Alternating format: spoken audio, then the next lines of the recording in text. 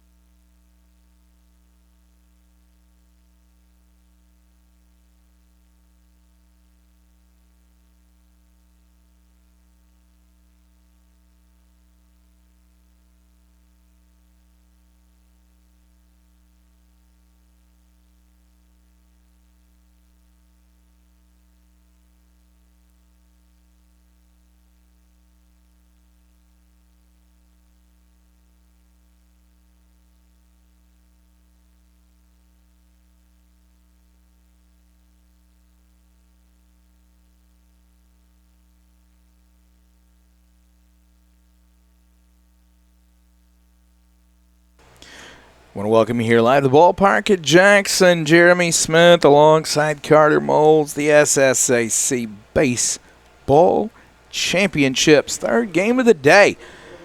First game of this pool. It is the 3-seed Point and the 6-seed Middle Georgia State. These two teams met in the regular season back on March the 7th and 8th.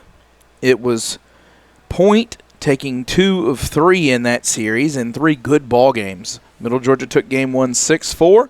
Point took game 2 2-1, and game 3 8-6. The man on the mound, we'll go through these lineups here in just a minute, but the man on the mound for Point, he's the SSAC Pitcher of the Year, and he's a really good one, Carter. Yeah, he absolutely is. Cam Seiwert on the bump.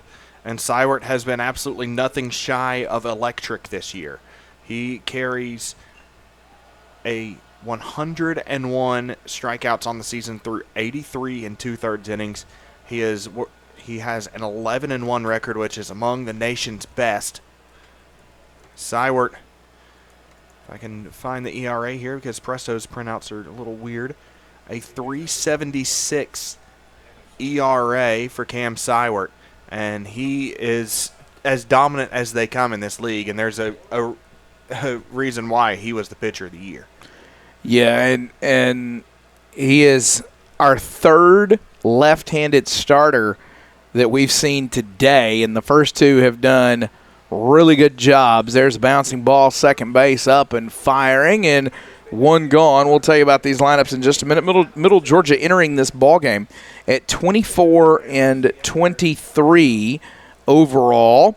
For Point, they come in at 32 and 16 overall.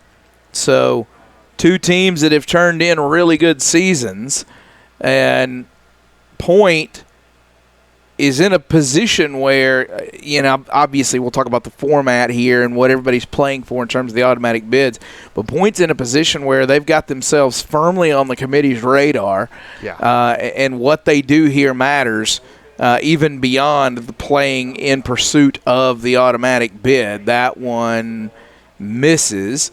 So the lineup for Middle Georgia State, Carter? Leading off for the Knights, if I can find which tab that went off into. That's right. For the Knights, leading off is number 10, Chaz Salter.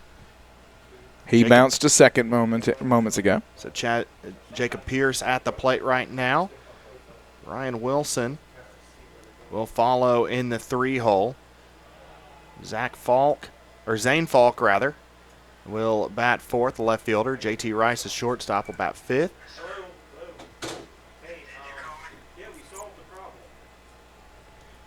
Diaz, Yariel Diaz will bat sixth. I think seventh is Brennan Williams. Batting eighth is Mr. Yadiel Perez. And batting ninth is number 3, Jaden Durate. And a walk issued to Pierce there.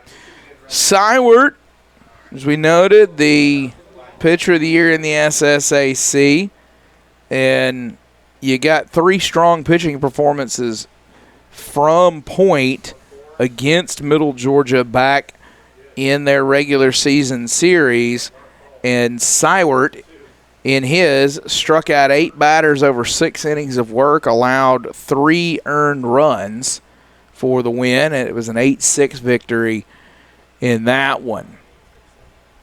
Ball over for a strike against Ryan Wilson, another guy that we've really seen much of his career play out by virtue of the fact that we've been able to call this tournament and call action in the SSAC for the last several years. And Ryan Wilson holds about all the records at Middle Georgia. Our SID, Ethan Money, was telling me before the game he holds basically every batting record except triples, and he's 3 shy of that right now, of tying that record. So he's 4 away. They'll have to make a good run at it, but there are certainly some big power alleys here where Wilson could make some damage towards that number with the right hits. Let's talk about defensively. 4-point here as Sywert gets ready to deliver. Marquand is the catcher. The first baseman is Gonzalez, second baseman Davis, the shortstop Baker, and the third baseman Dower. Left to right in the outfield is Mink, Butler, and Jackson. Talk more about each of these young men over the course of this ball game, but for the time being, it's a 2-2 count on Ryan Wilson, and he drops a ball over the head of the second baseman, and there's runners on first and second with nobody out. Yeah, good hit, just flared it, and Mason Davis couldn't quite get there in time, and a good base hit from Wilson, and the night's starting to cook here in the first inning. Again, the first game of this pool. The other half of this pool is the 2-7 matchup, which is our nightcap. That's William Carey and Thomas.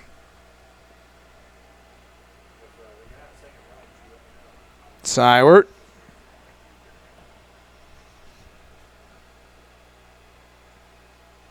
Delivers. That one will miss.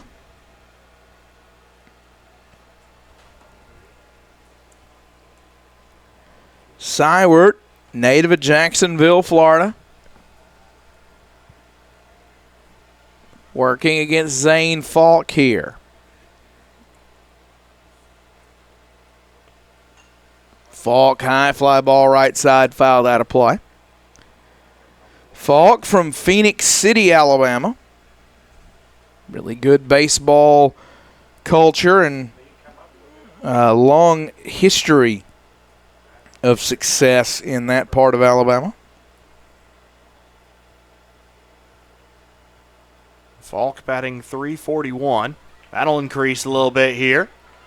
They're going to send the runner home, and it's a 1-0 ball game after the RBI single from Zane Falk. Runner still on first and second. That's Falk's 34th RBI of the season and increased that .341 batting average, a .985 OPS coming into today, and he takes that right up the middle, a nice little chopper, and able to get to Cam Sywert early. JT Rice to the dish now. Rice, another one of these guys, a veteran at Middle Georgia. He's played an awful lot of softball in this, or softball, an awful lot of baseball in this league. He'll probably play an awful lot of softball one day, but many moons from now. JT Rice, the redshirt senior, is it feels like they've had him penciled in their lineup for about 6 years now. Yeah, Rice has been a staple here in the lineup, a very experienced Middle Georgia team. You talk about Wilson and Rice that have been here for Duarte, another one of those guys. Yeah. Been here for a long time and playing really good ball. That one gets away. So Sywert in the soup early here. Runners on second and third with one out. There's a 1-1 count on Rice. An RBI opportunity for him here. He could get a run home without the benefit of a hit. So Yariel Diaz on deck. Once the pitch went away, he reached down and just unbuckled his leg guards. The backstop for the Knights on deck. Rice fouls that ball back. The South Georgia State College transfer.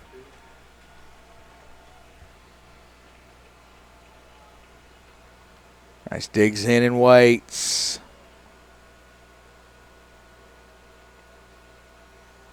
Sywert delivers, misses wide, 2-2 now. Point rocking the baby blues for game one. Might be my favorite uniform in the conference for anybody. It's a really good look, and I love their cap. Oh, yeah. We've sent 2 FSN graduates over to Point, and neither one of them has produced a cap. So I question our ability to cultivate good humans. Shout out to our good buddy Deshaun Bullock, the SID at Point. Does an amazing job over there. Cam Sywert delivers. Bangs that one into the dirt. Shortstop will go to 1 to get the out. The run scores. 2-0 is the lead for Middle Georgia. Here in the top of the first. 2 outs now. Yeah, great cut and able to get the job done. Made it a tough play on the shortstop, but Sam Baker able to make it, but able to drive in the run, and that's the crucial element there for Rice. Yariel Diaz with a runner at second steps in. He's got an opportunity to drive in another run here. He'll take a hit to do it. The catcher's a native of Fort Myers, Florida, and he'll take that one, strike 1.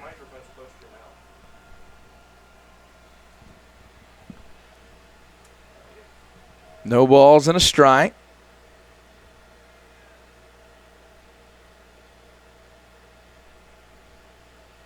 Sywert delivers. It's a 1-1 count.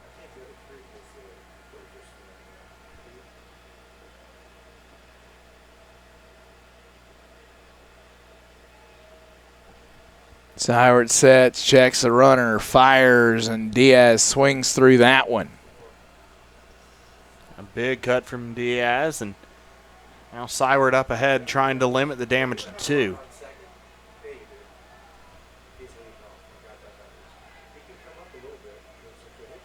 The 1-2 offering from Sywert. And Diaz swings through it. Sywert gets out of it without any further damage, but Middle Georgia swinging the sticks early. They lead 2-0. We head to the bottom of the first, the SSAC Baseball Championship.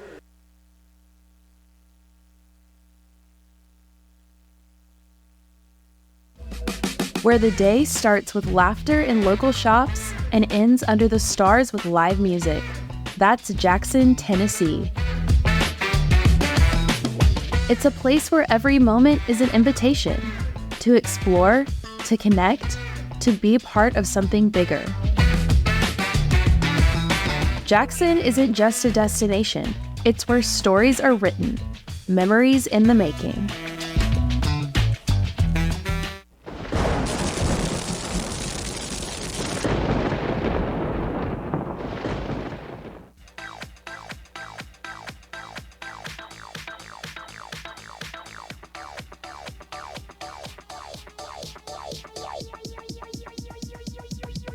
I need to try it first.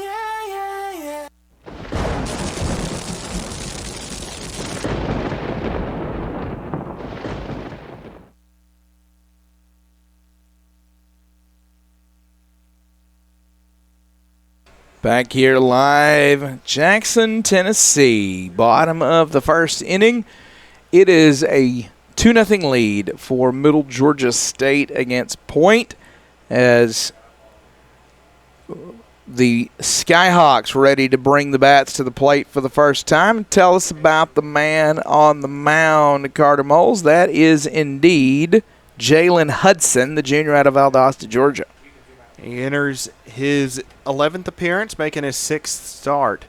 A 5.40 ERA, 31 2/3 innings of work. He struck out 20, walked 15, 19 earned runs against him. Opponents hitting .274 against the righty. Looks like he's got a pretty lively fastball to him. So Hudson will face a Skyhawk lineup that will begin this half inning with Gonzalez, Dower, and Mink, followed by Marquand, Jackson, and Baird, and then Davis, Butler, and Baker. That's the Skyhawk lineup that's averaging about 7 runs per game. And when you look at that series between the Knights and the Skyhawks, Middle Georgia ended up losing the series, but they actually outscored. Point 14-13 in the 2-1 loss. So some really close, really competitive ball games. First pitch over for a strike.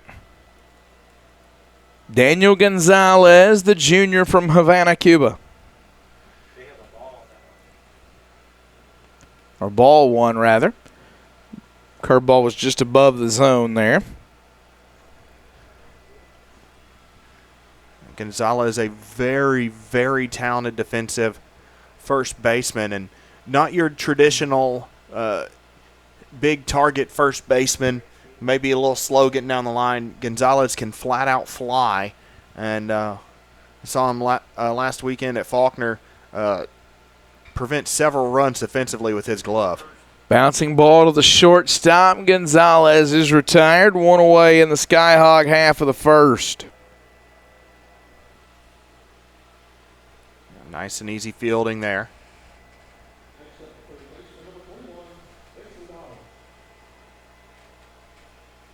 Now Jason Dower to the dish. Dower takes strike one. The third baseman is hitting .236 on base of .371. It's 8 RBIs, 72 at bats this season. Ball misses underneath the zone.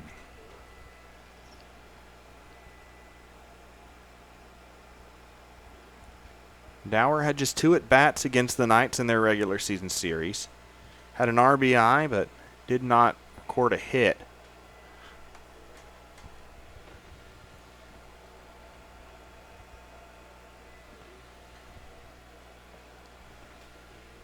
Peers in, gets his sign.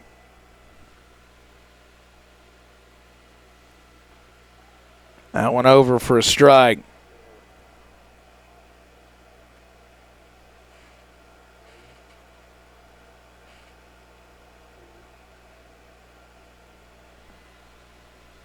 Dower awaits the 2-2. Dower does a good job inside out hitting there, sends that ball to right field. A good cut. Able to try and get something going with one out here for Slade Mink. Mink from Ocean Springs, Mississippi, awaits the offering.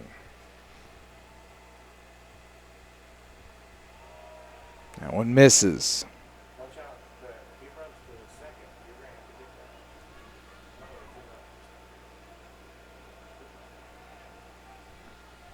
So a 1-0 count now to Slade Mink forthcoming. Mink carrying a .354 batting average, .403 on base, 31 RBIs on the season.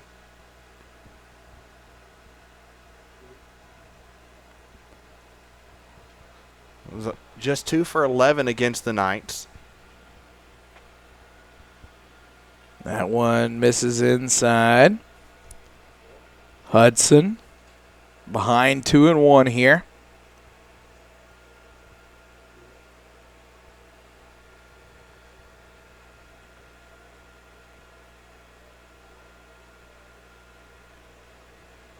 Delivers. That one misses away. 3-1 now coming to Slade Mink.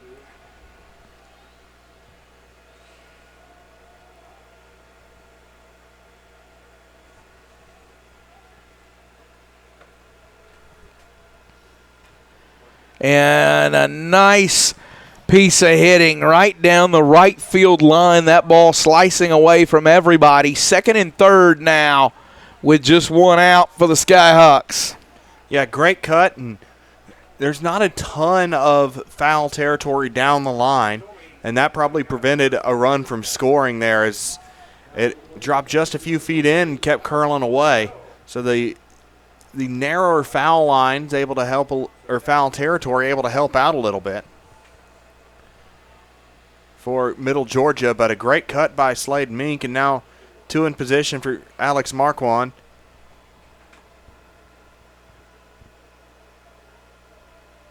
Who was the most dangerous bat in the lineup in their series. So Marquand went 4 of 11, 364 batting average in that one. Marquand carrying a 377 with a 490 on base percentage.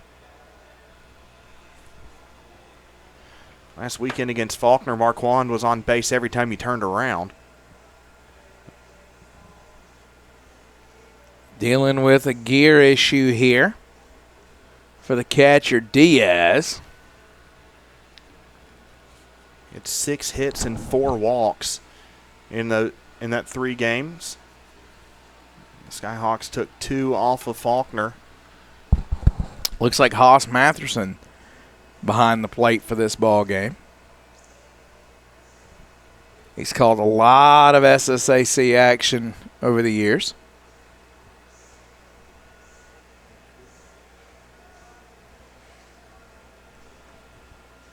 Now a mound visit.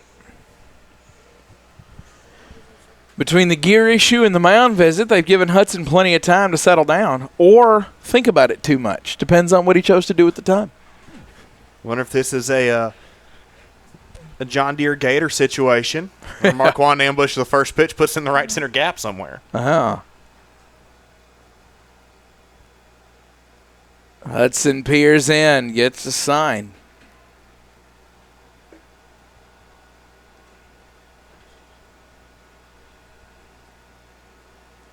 That one kicks away. The run comes home. 2-1 now, and the runner at second advances to third. So runner on third, 1 out. Marquand to the dish. Now Marquand can just put that just about anywhere.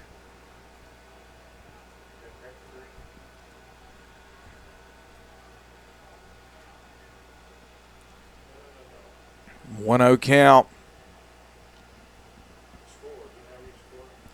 That one low and in. 2-1.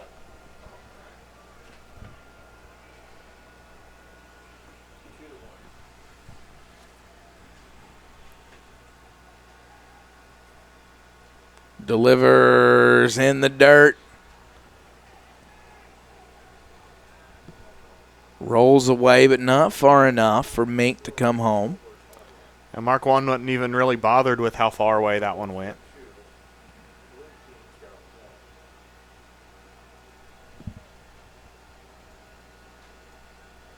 Marquand steps back in and he awaits the offering. Over for a strike, 3-1. It was a have-to pitch from Jaden Hudson, and he did.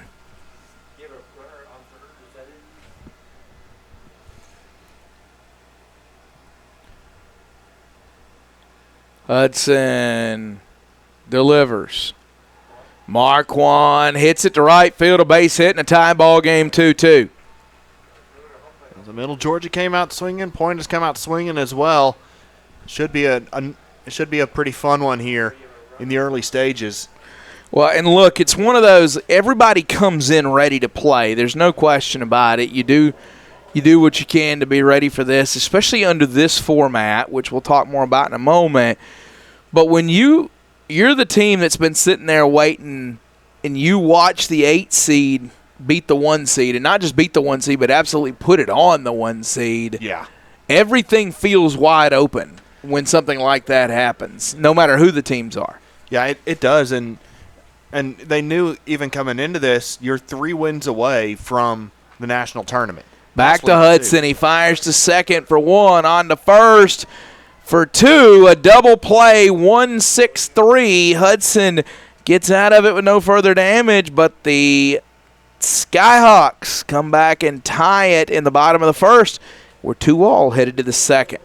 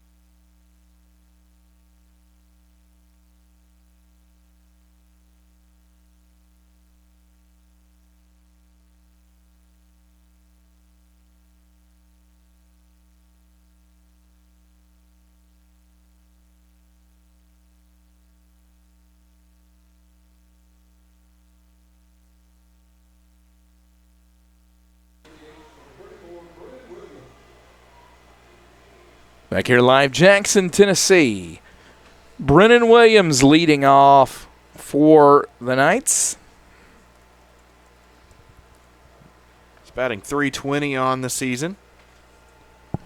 1071 OPS, 6 home runs, 6 doubles, 28 RBIs, 504 on base percentage. Williams, a redshirt junior from Owensboro, Kentucky, a former Southern Illinois Saluki. There's only a handful of Salukis as mascots. I know Southwest Tennessee Community College is also one. That one down the first baseline, foul. Nearly clipped the bag, but luckily for Williams, a new life with it. So Williams, 0-1 here, steps back in.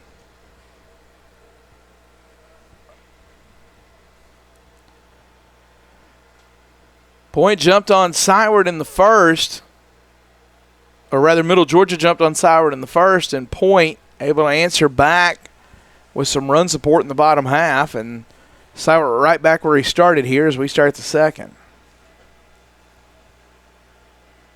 That breaking ball breaks too early.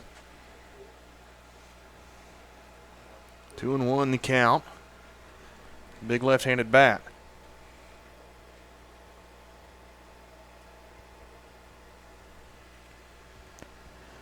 Delivers, big cut, can't get it.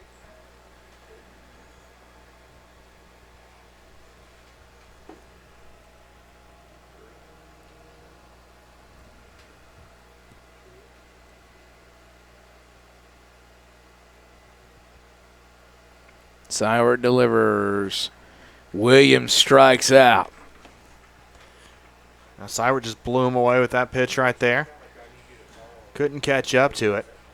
That's now 2 strikeouts for Sywert. Now, Yadiel Perez, the infielder from Tampa, Florida. He's batting .298 on the season, OPS of .777.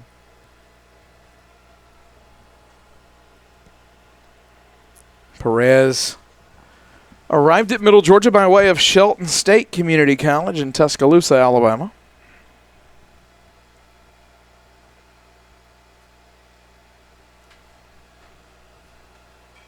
That ball fouled back.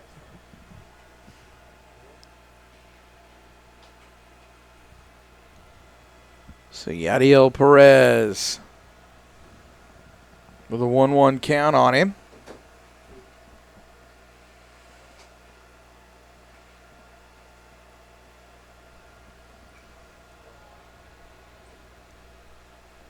Ball fouled back again.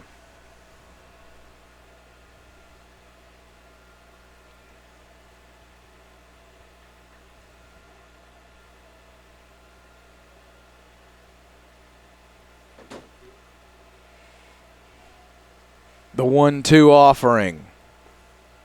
This is high.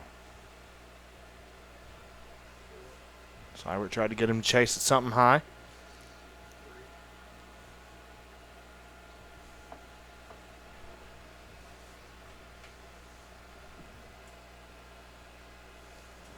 Did he check? They say he did not. Strike 3, and Perez is retired.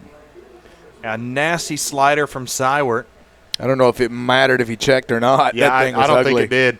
I think that got the outside edge of the plate and it was rung up before the appeal. Duarte, junior from Tampa, Florida, at the dish. Jaden Duarte, the right fielder. 9 spot up for the Knights. Sywert delivers. There's the strike. So we saw Loyola's southpaw Steven Still turn in a masterful performance in the first game. And then Blue Mountain, they threw a lefty game too, whose performance far better than his numbers. Yes. And now Sywert, our third lefty of the game, or of the day rather. Is that the magic code of the tournament? Is it the lefty? Is it the lefty starter? If you've got one that can throw strikes, they're really tough to deal with. That one sent toward the Blue Monster out in left field and high off the wall. Duarte to second with a double.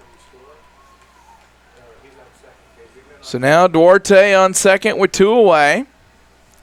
Still a 2-2 ball game. Yet another reverse unicorn home run here, hitting the top of that wall that's gone in about every other ballpark around the conference.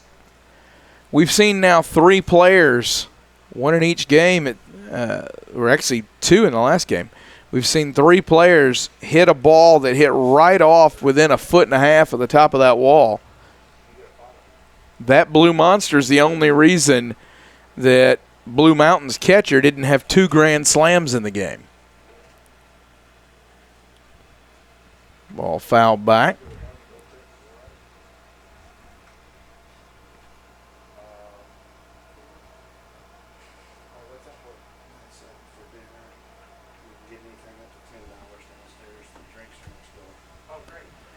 Sywert. I'm glad he solved that problem. Yeah, he apologized. Step sack. Chases the runner back.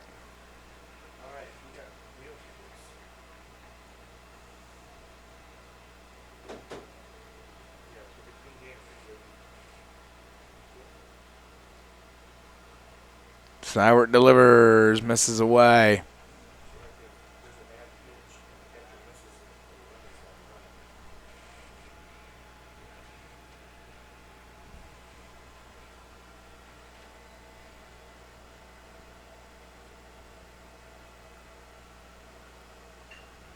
to the shortstop and up the middle for the base hit. They're going to send him. Duarte headed home, no play, and it's a 3-2 lead for Middle Georgia. Yeah, great cut just right up the middle. And Salter continues to do what he's done all year long, bring in runs. 28th RBI of the season. For a guy that's only struck out 3 times this year. The 147 at bats, just 3 strikeouts.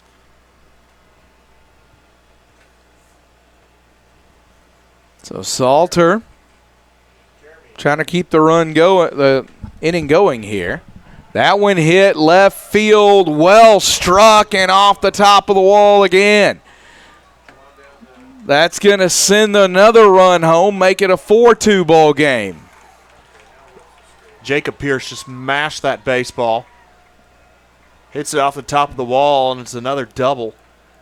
And the Knights bats have absolutely started flying today. Yeah, makes it 4-2. Pierce makes it a 4-2 game. 2 away. Runner on second here in the second. We talked about these were competitive games with good pitching. Today, the bats with the advantage in the early going. Already 6 runs scored in this ball game. I can't see that though. That's why I'm telling you. You have to tell me. You're on my eyes. Now it misses away. All I see is ball strikes in that. That's all I can see. It was a 1-0 count. So you're going to have to tell me. Syward has only given up 6 runs twice. That was in a win against Ave Maria. Ryan Wilson, a grounder to second, up and firing. They'll get the out at first, and the inning is over. But Middle Georgia strikes for 2 with a 2-out rally, and they lead 4-2 as we head to the bottom of the second in the SSAC Baseball Championship. The BallGame Blitz Sports Network by Worthy Road Studios. With over 750,000 views in 2022, we are where you need to advertise. Please subscribe to our Worthy Road Studios YouTube channel and join the other 4,000 subscribers watching local sports. The Jackson Rockabilly, Union and Bethel Universities, USJ, TCA, JCS, and Peabody. Our multi-camera broadcasts include slow motion instant replay, on-screen scoreboard and graphics, and professional announcers. Thanks to the sponsors who make it all possible. BallGame Blitz Sports Network by Worthy Road Studios, the premier sports broadcast network in West Tennessee.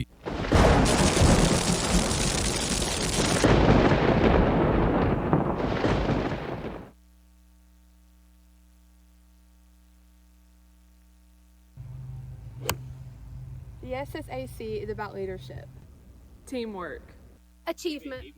Community. Initiative. Ambition.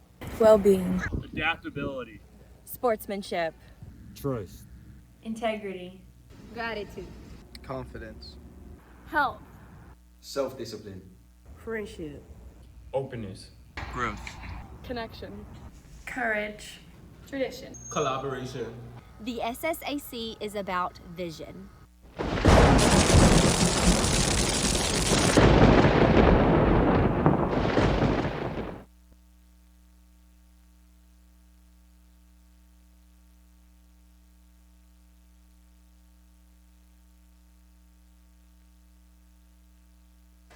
Zeb Baird leading off the inning for the Skyhawks.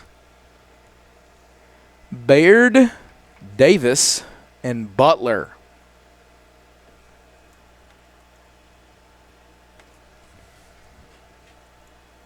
Baird coming in with a .273 batting average, .398 on base, .406 slugging.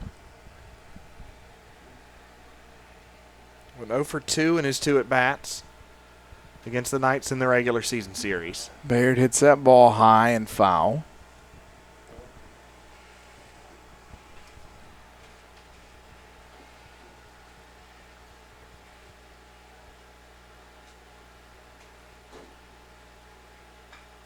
That ball hit to the shortstop. Long throw and a great stretch at first base by Ryan Wilson.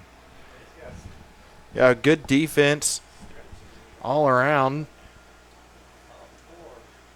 JT Rice making the throw on the run, and Ryan Wilson holding the bag. Hitting the splits to get it. One away from Mason Davis here. Senior infielder out of Phoenix City, Alabama.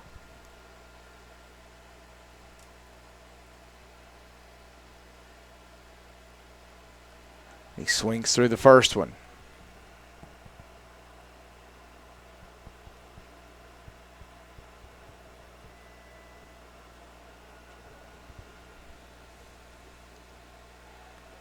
That one over for a strike. Hudson looking to work quick. Jalen Hudson just 24 pitches into his outing. That one misses underneath the zone. Thought he had him there.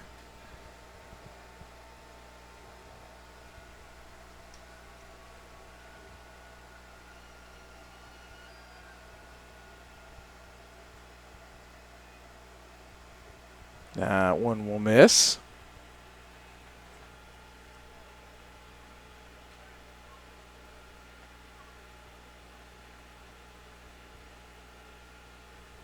So a 2-2 count now. Ball fouled away. Good job protecting here by Mason Davis.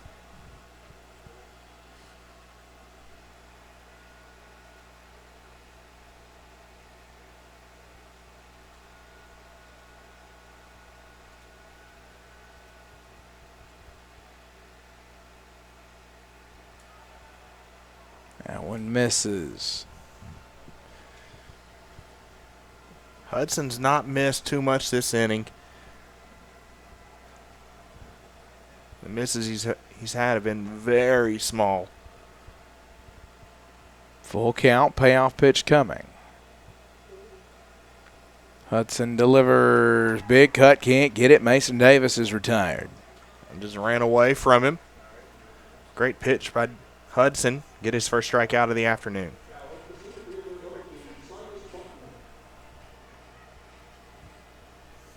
Silas Butler steps up to the plate.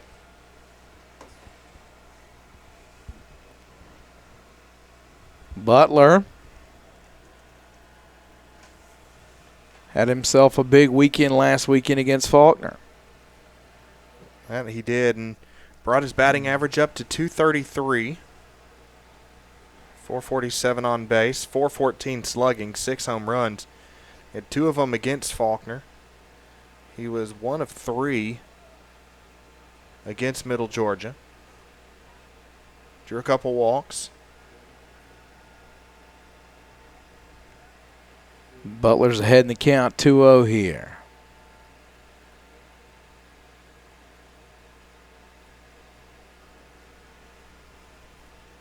Hudson delivers, good pitch there, 2-1.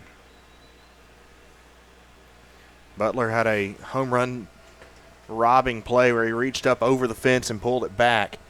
If anyone's reaching up over the fence here, they're on the Olympic team immediately. I think that's just the rules. And you may be asked to pee in a cup when you get to the dugout. That one over for a strike, 2-2. Nick Fury may be the one handing it to you.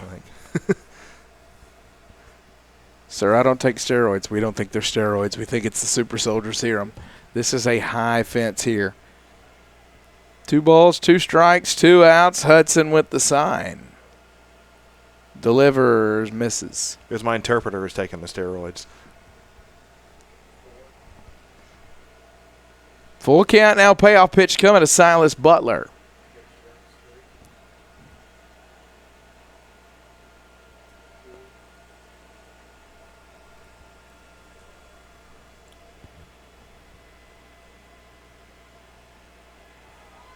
Butler will take inside, ball 4. Thought it almost hit him. It didn't matter either way. He's down the first base line.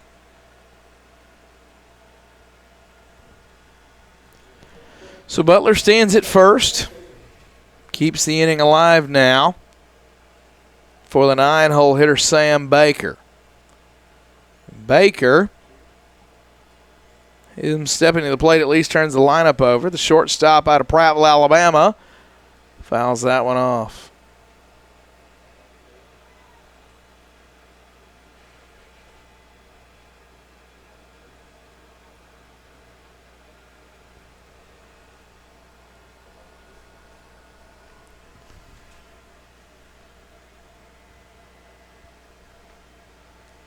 Baker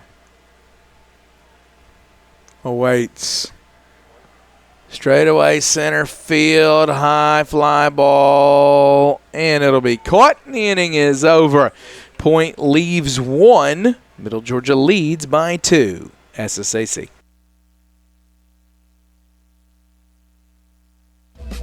Where the day starts with laughter in local shops and ends under the stars with live music. That's Jackson, Tennessee. It's a place where every moment is an invitation to explore, to connect, to be part of something bigger. Jackson isn't just a destination, it's where stories are written, memories in the making.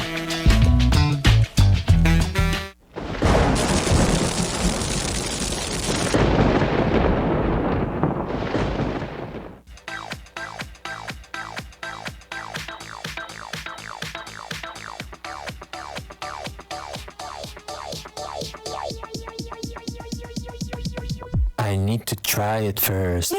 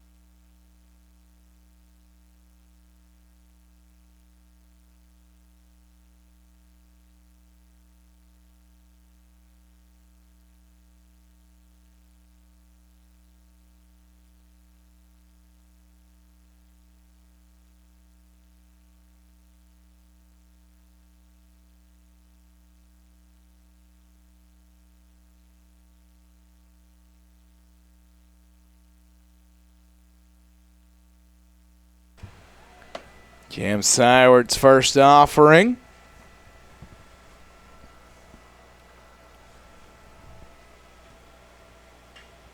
That one over the head of the shortstop. And the leadoff man aboard for point. Zane Falk 2 for 2 now. The Knights trying to put another 2-spot or even more in the third.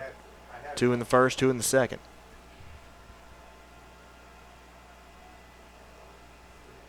I'll bring up JT Rice. He's 0 for 1 on the afternoon.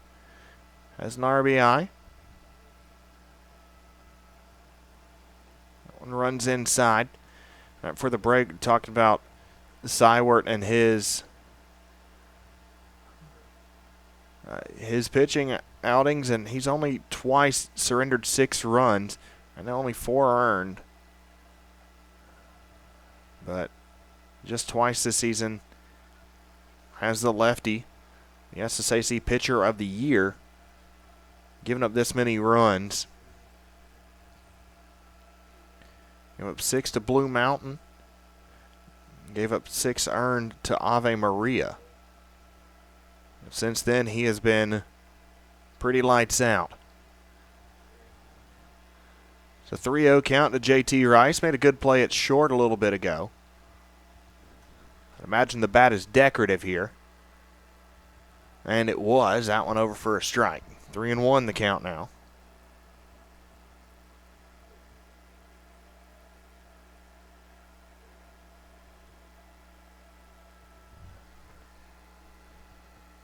Three-one count. What does Sywert have up his sleeve to offer to Rice? And popped up, foul territory. It's off the top of the press box.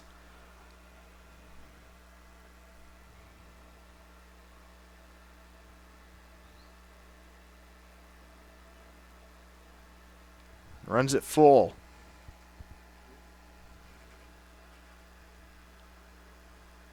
Very shallow lead for Falk at first. Sywert kicks and fires. That one runs inside. Getting out of the way is Rice. Runners on first and second, nobody out. Yariel Diaz. He struck out his first time up. One of the 3 strikeout victims from Sywert so far. 57 pitches in, and that is it's an important number for Middle Georgia to keep trying to bring up. Seiwert has been the most dominant pitcher in the league this season. If you can shorten his tenure in this game, give yourself an even better chance. Showing bunt, pulls back, but over for a strike.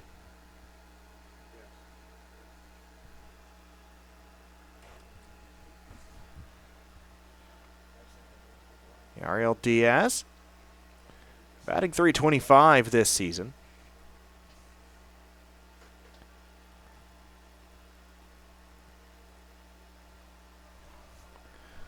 One misses for ball one.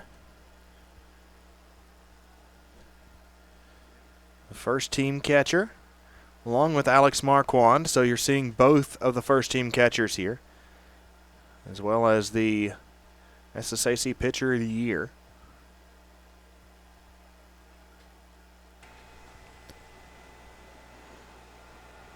Just misses away. Seiwert not quite as precise as he has been in previous outings. And when he is in the zone, Middle Georgia's making him pay for it. There's on first and second here, nobody out. That went over for a strike.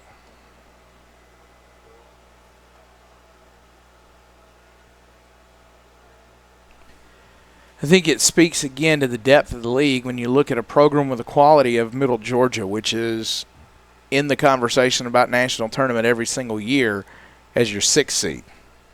Yeah, it does. It's a very talented Knights team that's been able to take a couple games from anybody on their slate.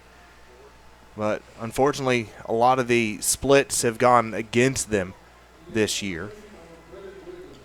But in this format, it allows a team that may have had a couple of those tough luck series losses to be able to bounce back. You're 3 wins away from a national tournament appearance, as the pool winners will punch their ticket to the national tournament.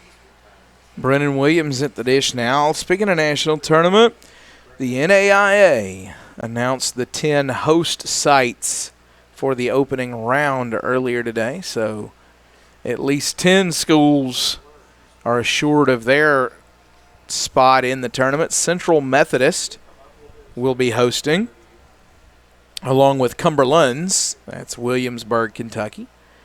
Doane in Lincoln, Nebraska. Georgia Gwinnett, Lewis and Clark State, LSU Shreveport, Reinhardt in Waleska, Georgia, Taylor in Upland, Indiana, Kingsport, Tennessee, that's Tennessee Wesleyan, and William Carey, of course, Hattiesburg, Mississippi. Those are your 10 host bids for the NAIA 3-0 count. Seiwert ready to deliver. That one misses inside, and a walk issued. Now bases loaded. Good patient at bat taken there. Going to come visit with Seiwert here with the bases loaded. And it shows the confidence that this point pitching, or that this point staff has in Seiwert. You know, bases loaded. He's already at 67 pitches, but there is 0 activity in the bullpen. Like, it is fully desolate down there. Yeah, and I think part of that is definitely confidence, and part of that is, you know, may have something to do with you don't want to open that bullpen door this early in the tournament if you don't absolutely have to. Yeah. And Middle Georgia with an opportunity here with Yadiel Perez at the plate to really turn this game towards the Knights a little bit, but Seiwert has been so good, and he's been your guy all year long. Let him go ahead and find his way out of it, as he has time and time again. And at this point, he's 67 pitches in. You may get him for a few pitches on Saturday if you need him, but this is your one shot with Seiwert on the hill, and you roll with your guy as long as you can. That one misses high. 1-0. You know who I really miss right now? Shelly Alexander. Because the last time I stood in the press box at a baseball tournament broadcasting and thought, man, I need coffee, Shelly Alexander was there with loads of caffeine for us. That ball hit right side. Long run, slides into the fence, and he is shaken up down there. Oh, no. See if he's slow to get up at the very least. And now he's up. Now, Raphael Jackson chasing after that one. Slid in. The Gold Glove right fielder. Yeah, there's chain link fence on the bullpen right there. So you got multiple things you're worried about, but if you slide in cleats up and you get a cleat hung up in that chain link or something, that's always a question. And it was an awkward slide because it was a late decision to slide. Yeah. And then it was just about how hard did he jam himself into the ground, just avoiding the fence. Jackson back over in his spot. A ball and a strike and one out, and the base is loaded, and that one missed. Perez, one of the 4 strikeouts so far for Sywert. Trying to right that here. Middle Georgia already 6 hits against the SSAC pitcher of the year. That one will miss away.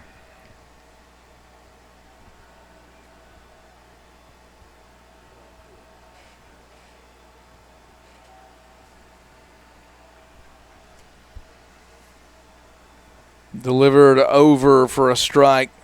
Sywert had to have that one. There's nowhere to put Yadiel Perez.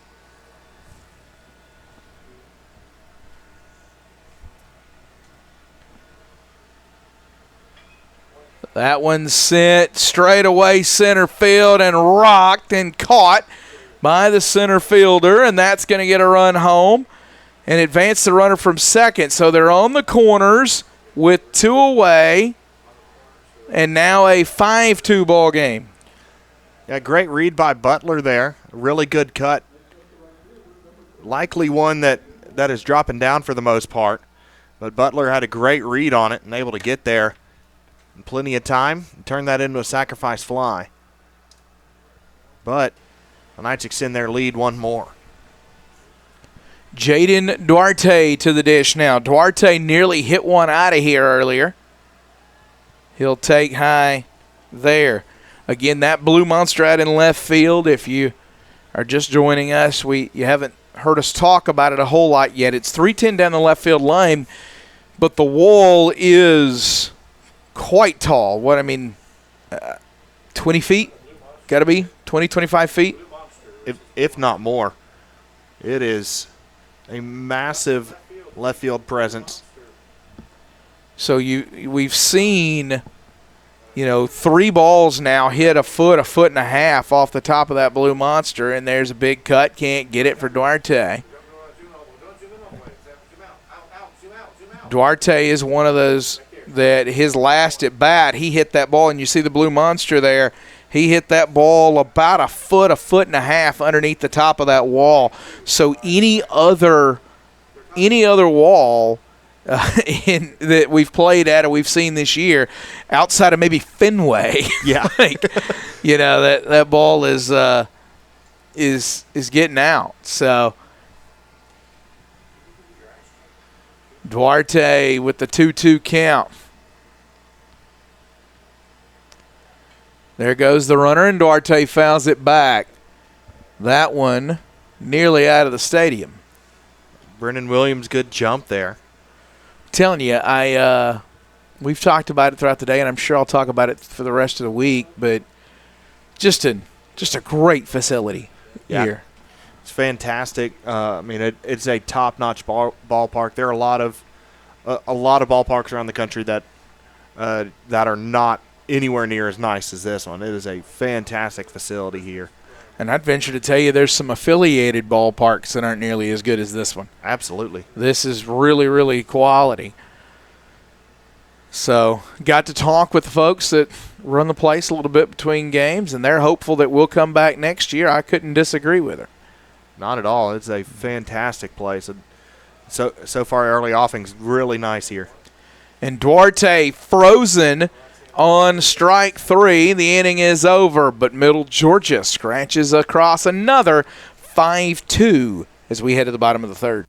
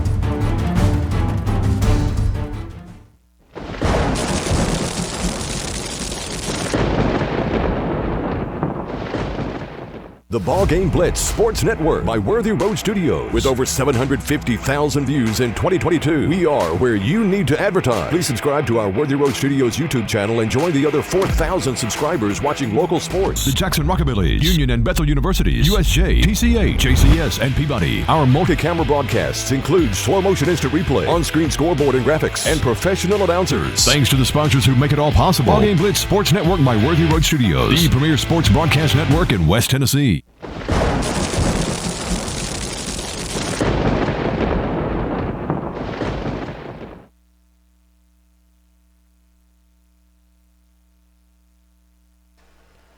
Daniel Gonzalez, the first to greet Jalen Hudson here in the bottom of the third inning. Leadoff man for the Skyhawks, 0 for 1 as Point takes her second trip through this lineup.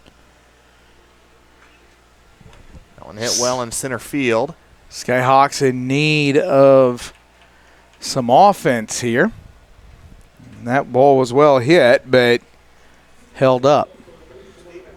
Jacob Pierce able to squeeze it. That brings up Jason Dower. He's 1 for 1 today. One of the 3 hits for the Skyhawks. They've turned into 2 runs back in the first inning. Dower awaits and takes and strike 1.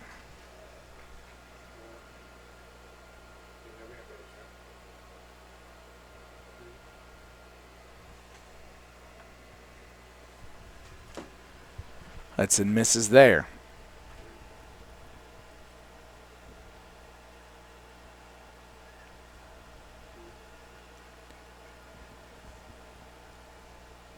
Dower rocking with that timing mechanism. He sets now. And Hudson misses.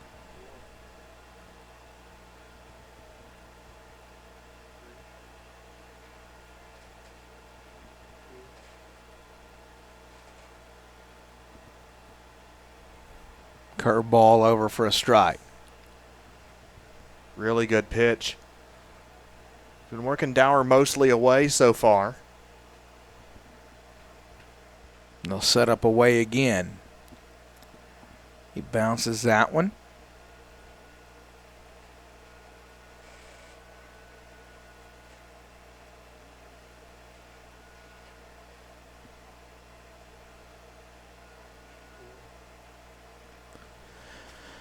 Full count now to Dower. Payoff pitch on the way. Finds his grip. And right into the swing path of Dower, he'll foul it away.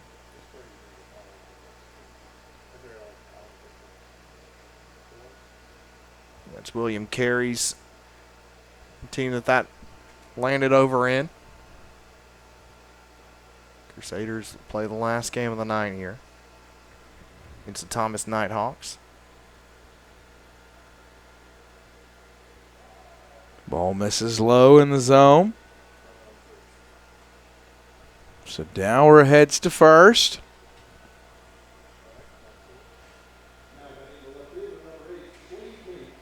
Slade Mink to the dish.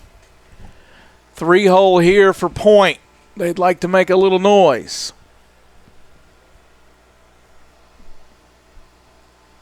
One away in the third. It's over for a strike.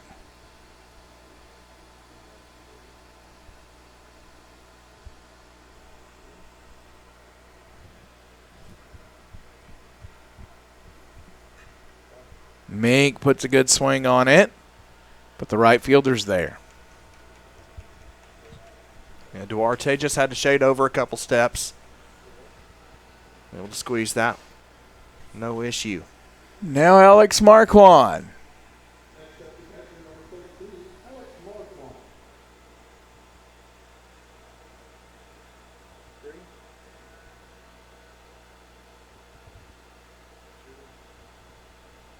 Trying to get a 2-out rally going here. Ball misses away. Middle Georgia 3 of 6 with 2 outs. Point 0 for 1.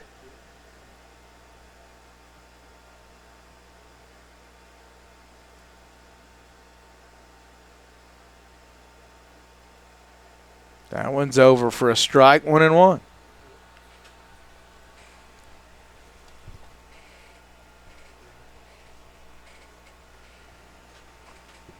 Hudson checks the runner. Finds his grip and fires. Over for a strike.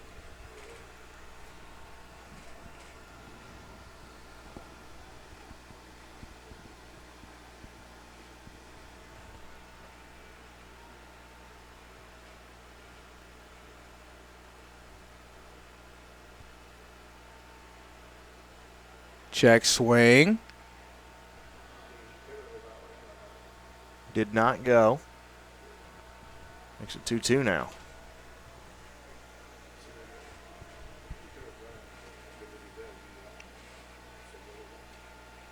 Dower will take his lead.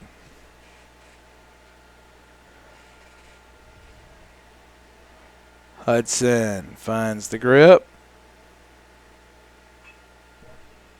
And that one flared past the shortstop. So 2 on, 2 out here. A good AB from Marquand, his second hit of the day. I'll issue a courtesy runner.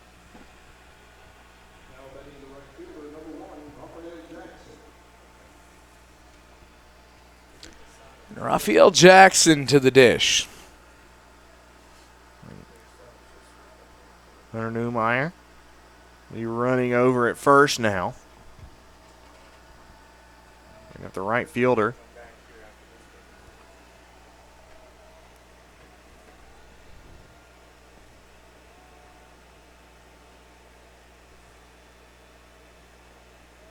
Ball misses.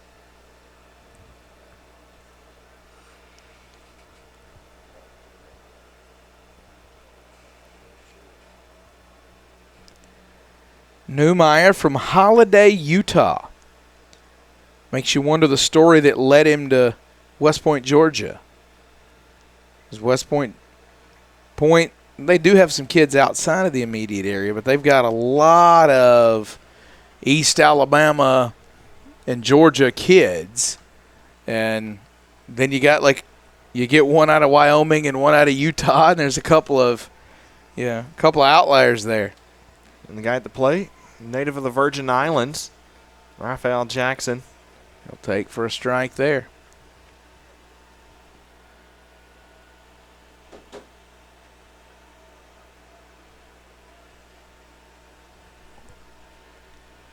Two one is the count.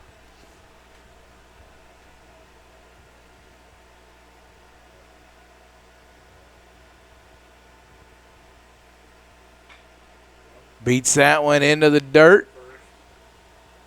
They're going to call foul ball off. Pitch clock violation. Oh, pitch clock violation. Okay.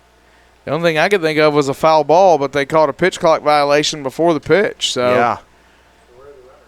So runners will stay where they are, first and second, and it's a 2-1 count now. A 3-1 now. Or 3-1, yeah, because they've just signaled it. So.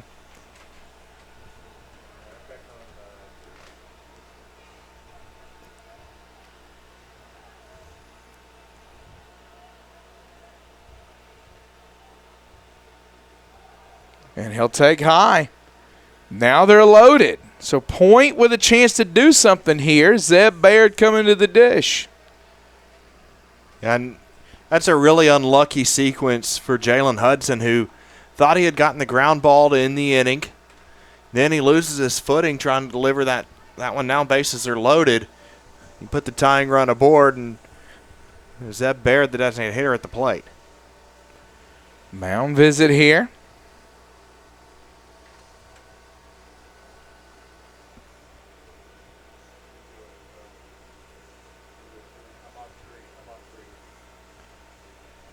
Baird 25 RBIs this season. Hoss Matherson walking out to break up the conference.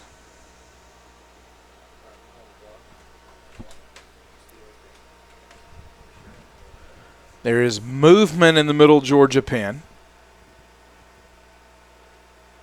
And a young man who looks like he's loosening right now. They're not close to making a move.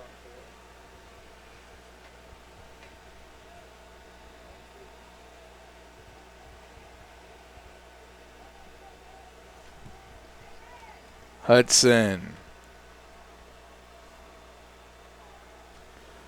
delivers.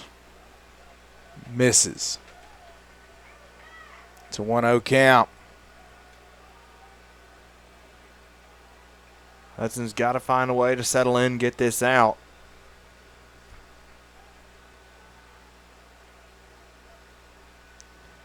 And that one gets the corner. 1-1 now with 2 away. Bases loaded. 2 out. Zeb Baird at the dish.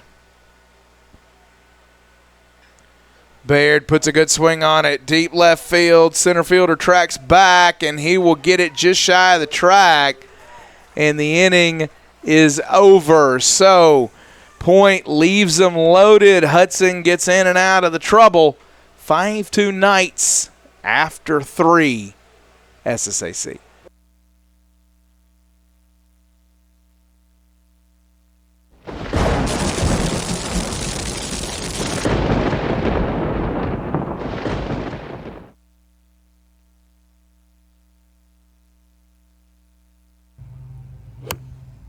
The SSAC is about leadership, teamwork, Achievement.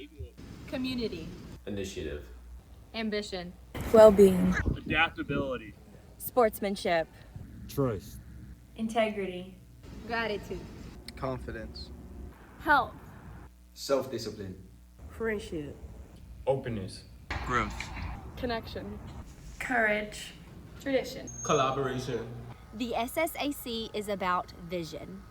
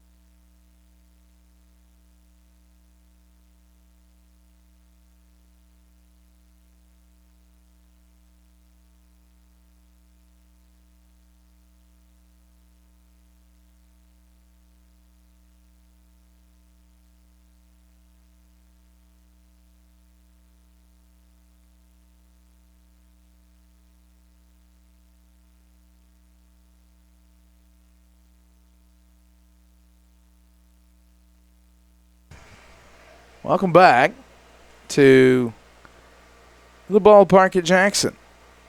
Top of the fourth. There's a flare to right. Second baseman all the way back. Catches it right in front of Raphael Jackson, who had the glove down as a backup. And just stood there and held it and started laughing at it. Started laughing there at Davis, and they're having a good laugh about it. He's like, "You stole my out, man. What are you doing?" So one away now. I like these one pitch, one out deals.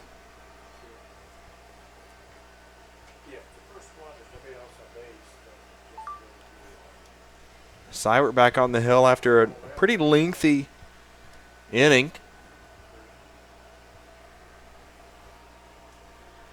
"82 pitches into his day now.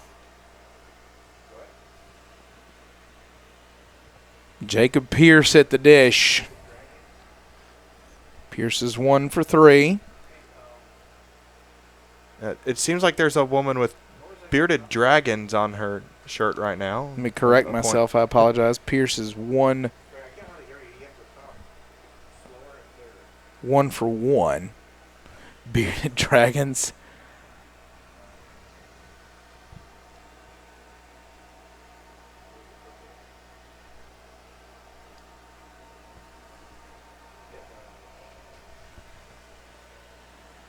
That one misses.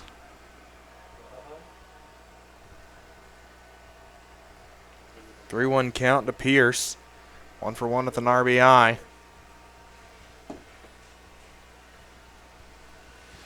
Pierce awaits. That one hit straight up the chute, fouled out of play.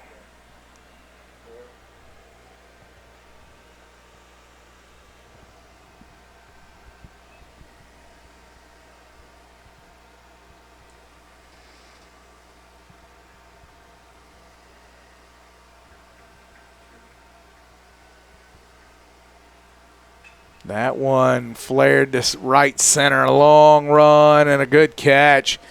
Good read on the ball by the point center fielder as Butler tracked that one down. I thought he was burned for a moment, but just a good line on that ball. Yeah, it was a great cut off the bat, and he had to read it perfectly, and he did. And Butler ends up making what looks like a wide receiver catch in the end, just peering over the shoulder, and it drops over and into the breadbasket. Great work from the center fielder again. Yeah, and it's one of those, we've talked about the way this ball field plays, but the power alleys are really dangerous because it is it's a flat wall. The wall doesn't curve in from foul pole to foul pole like you see in a lot of places, which has created two corners in the power alleys that if that ball gets down in those corners, it can kick around for a while. And there's a hit into the right field corner by Ryan Wilson, and not a problem for Raphael Jackson. He'll come over and make the play, and the inning's over, and Cam Sywert needed an easy inning, and he got it. Let's go to the bottom of the fourth. Where the day starts with laughter in local shops and ends under the stars with live music. That's Jackson, Tennessee. It's a place where every moment is an invitation to explore, to connect, to be part of something bigger.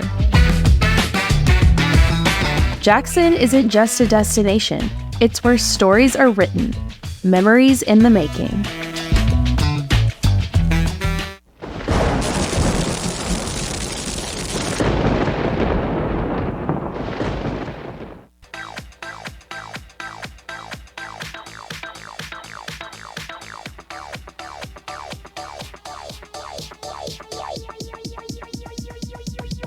I need to try it first.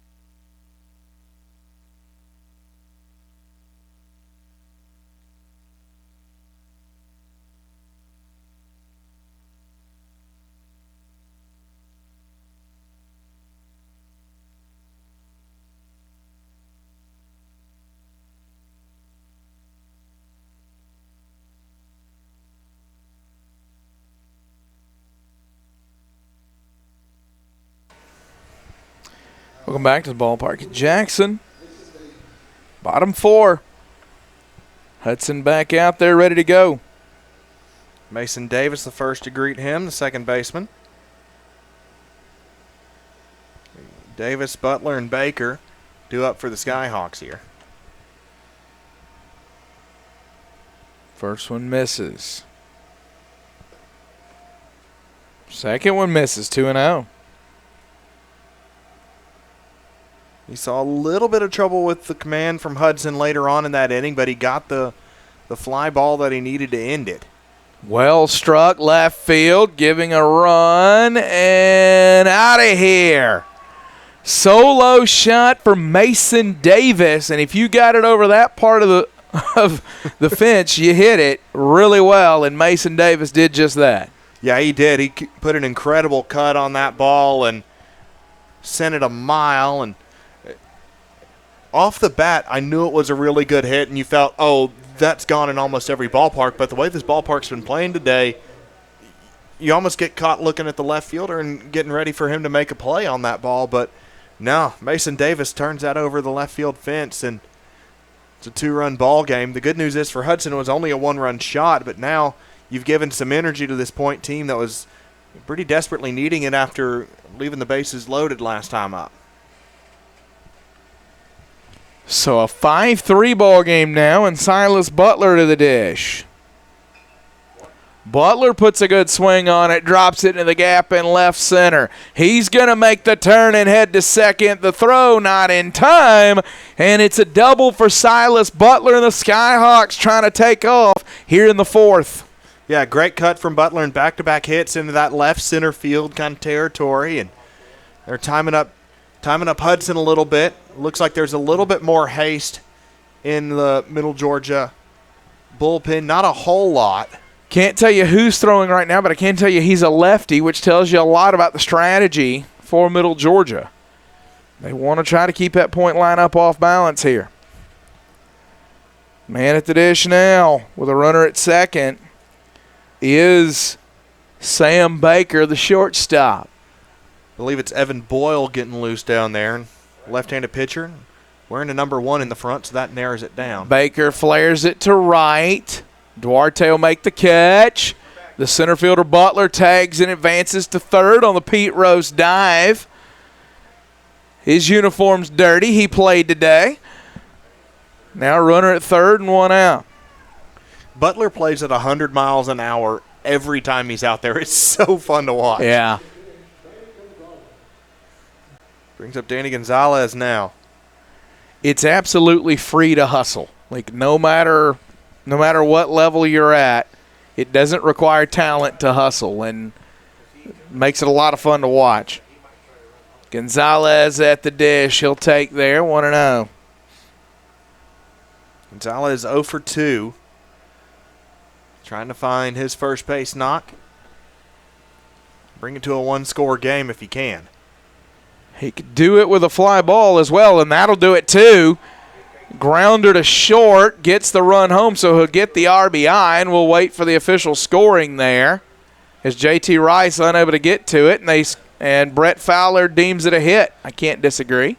Oh, if he'd gone error there, we would have had words. Yeah. I would have had words with him. Because Gonzalez is fast. Not only is he fast, Rice had to dive down to go get that ball, and that would have been an extraordinary play.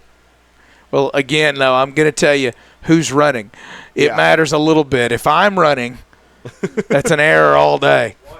There's the throw, and Gonzalez steals second. So a 5-4 ball game, and now the tying run in scoring position. Still just 1 out. Wait, looks like it may have been batter's interference. Oh, they're going to. As Jason Dower had interfered with the catcher.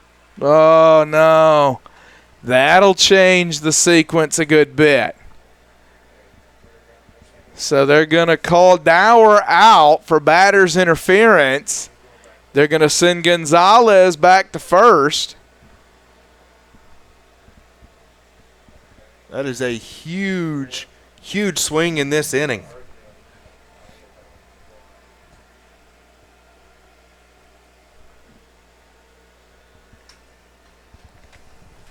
You go from runner on second, 1 out, and you've been cruising, you've been hitting the ball well, to all of a sudden, batter's interference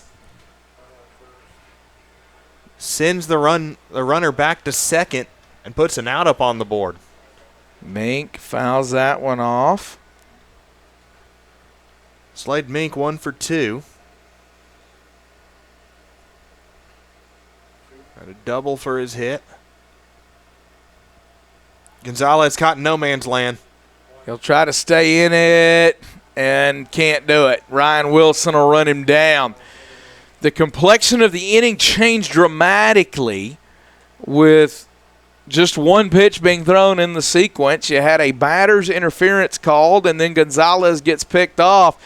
But point adds 2. They cut it to 5-4 as we head to the 5th.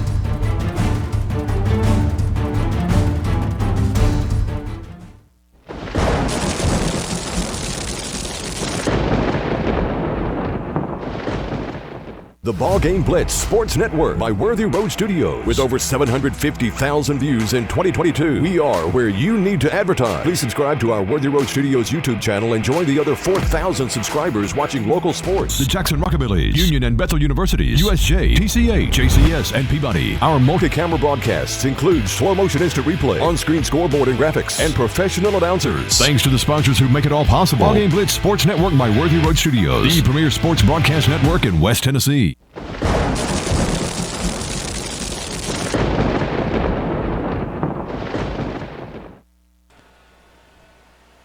Zane Falk will lead off the inning for the Knights in a 5-4 ball game, top of the 5th.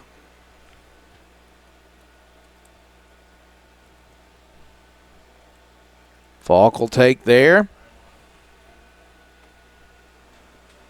Sywert back in the ball game here.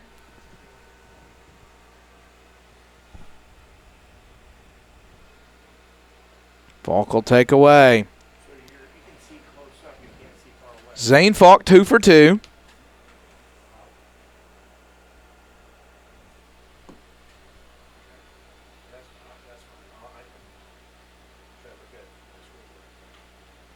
That one fouled away.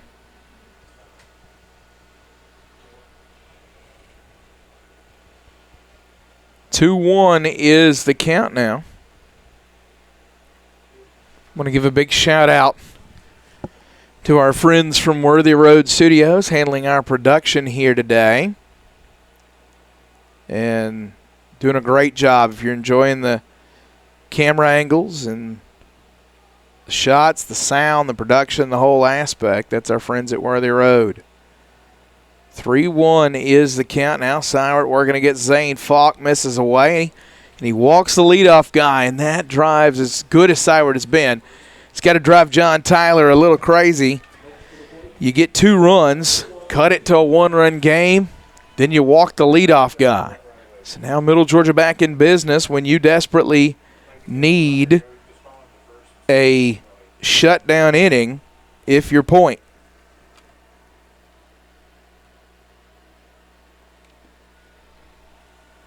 That one misses away.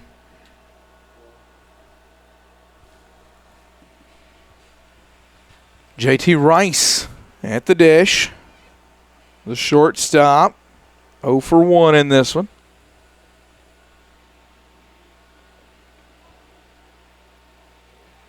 Big cut, can't get it.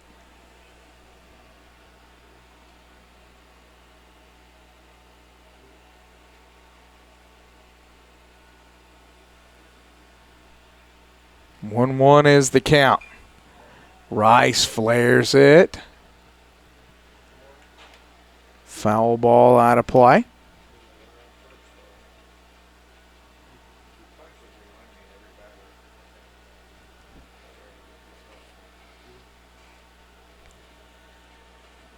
Ball in 2 strikes. Sywert misses. Sywert. Pitch count starting to climb here. Approaching 100. That one will miss inside.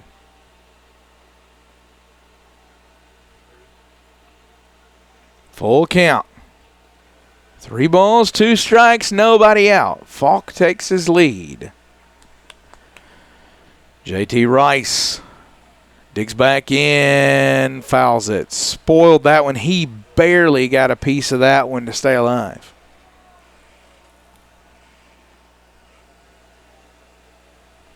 And you see the sigh of relief from Rice. He knows he barely got it.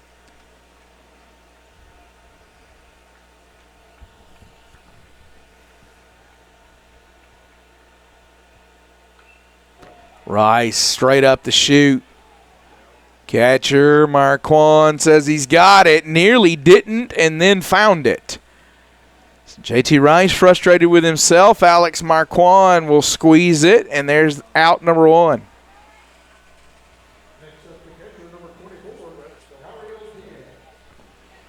Ariel Diaz to the dish.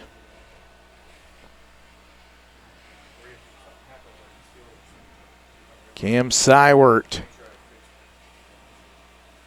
toes the rubber, peers in, finds the sign.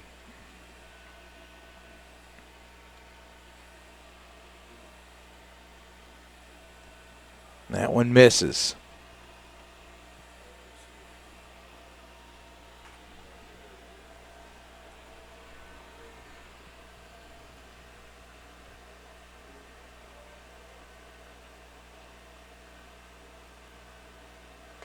Misses high there. So Diaz ahead 2-0 now. Sywert, 103 pitches. Activity in the pen for the Skyhawks.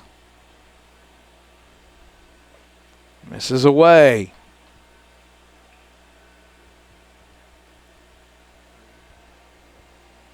Three-0.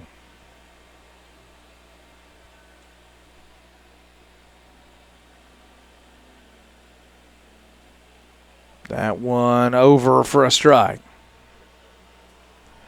3-1 is the count.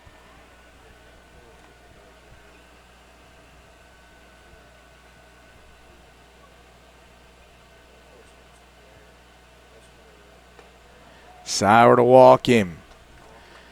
It's going to get Brennan Williams to the dish now. Runners on first and second. Diaz will give way to a runner. That will be number 20, Justin Smith.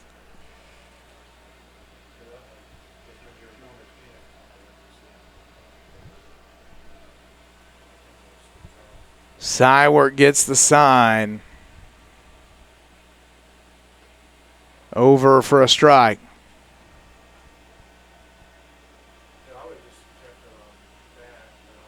0-1 count to Brennan Williams. One out in the inning.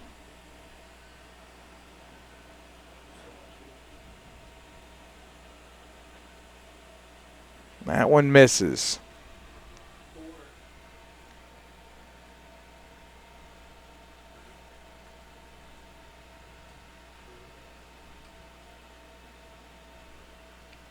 Ball and a strike here.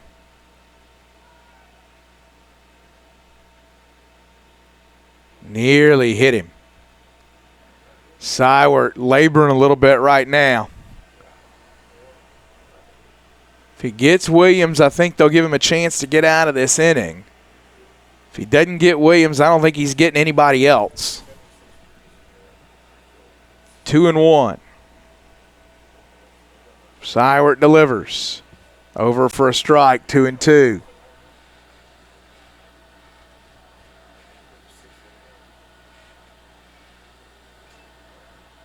Sywert peers in. Gets the sign. Brennan Williams awaits. Stoic as he can be. That ball fouled away.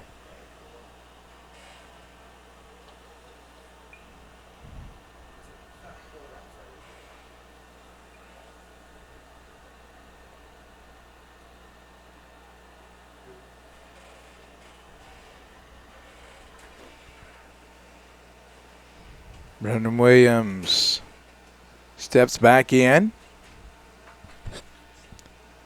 Sywert gets the sign. 2-2 here with one away. Sywert checks the runner and delivers. Williams on the ground, up the middle. That's to second for one, and then they can't turn it for two, and they throw it away, and that allows the runner to score, and it's now 6-4. So you had the chance at the double play to get out of the inning. The errant flip on the throw allows the run to score, and it's 6-4. Runner at first base now with two out and a 6-4 ball game.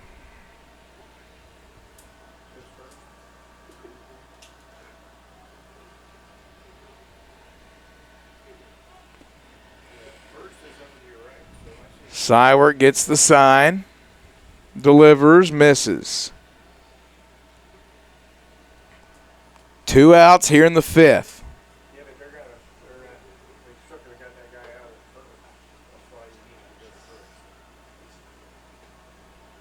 That one over for a strike. 1-1.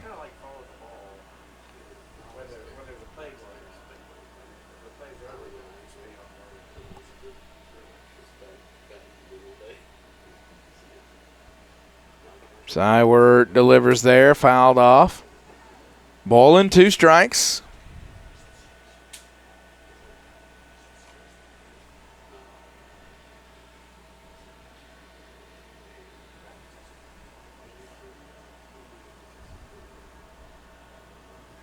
Sywert fires, went upstairs and got him.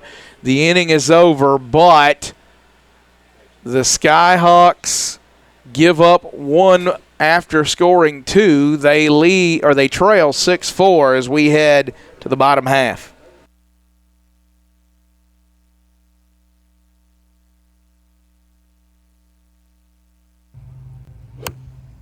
The SSAC is about leadership, teamwork, Achievement. Community. Initiative. Ambition. Well-being. Adaptability. Sportsmanship. Trust. Integrity. Gratitude. Confidence. health, Self-discipline. Friendship. Openness. Growth. connection, Courage. tradition. Collaboration. The SSAC is about vision.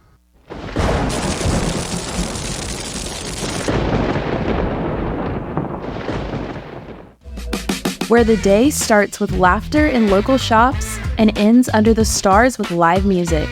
That's Jackson, Tennessee. It's a place where every moment is an invitation to explore, to connect, to be part of something bigger. Jackson isn't just a destination, it's where stories are written, memories in the making.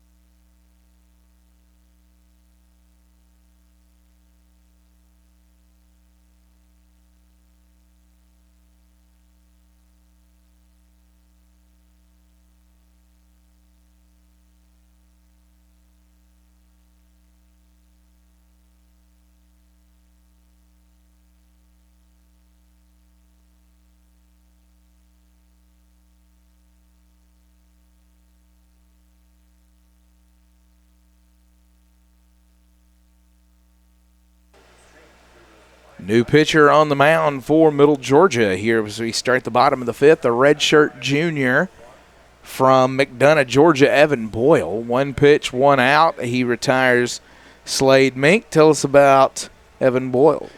He carries a 5.48 ERA, 157 WHIP. This was his 19th appearance. He's worked 46 innings, struck out 46, walked 25, 272 batting average against. There are 173 at bats, giving up 47 hits and 28 earned. He's gotten a save once. Enters with the lead here in the fifth, and technically, unless I said beforehand it was a bullpen day, puts him in line for the win right now because of the Hudson didn't go 5. The kind of outdated starter's got to go 5, but the reliever can come in, throw an inning with a lead, and get the win. But we could digress about that all day. Some of the weird scoring rules. Alex Marquand off his fist, flared foul out of play.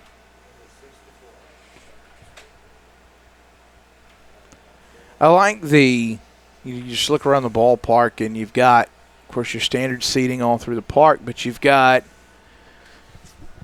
have a couple of concrete decks down there, and then you've got like 3 wooden decks that are just great. So there's a mom and a daughter just kind of seated on the floor of one of those wooden decks, been happy all game long. There's a fly ball right field and 2 away. I used to not care too much about those kinds of spaces, and then I took my daughter to a Montgomery Biscuits game and let them run. It's hard to entertain a 2-year-old for a 9-hour game, and you can see some of those decks here, and it's a great facility, great opportunities for everybody to get the space they need here and get a really good view of a beautiful ballpark. They've done a fantastic job with the grounds here. Yeah. And you've got the berm out down the first baseline. There's lawn seating out there behind the bullpen, but there's also a playground out there. That ball hit left field, long run, and it's going to get out of play into the bullpen. There's a playground out there, so if you got a little one as you do, there's somewhere to take her and let her run and slide and swing and do all the things. Yeah, let my daughter go playing at the playground at the Biscuit Stadium out in left field over there, and we had to leave when an 11-year-old boy tried running down the slide and fell and ended up knocking over my 2-year-old daughter with his feet. He was really apologetic, and that girl's as tough as a $2 steak, so it didn't matter. But we were like, yeah, we probably need to calm down on this, and I'm gonna go eat my ice cream. And that's right. Go get your Kaneka dog and chill. That would be my list. The Kaneka dog. Raphael Jackson, a ball and 2 strikes, 2 outs, in a 6-4 ball game in the bottom of the 5th. He's 0 for 1 today.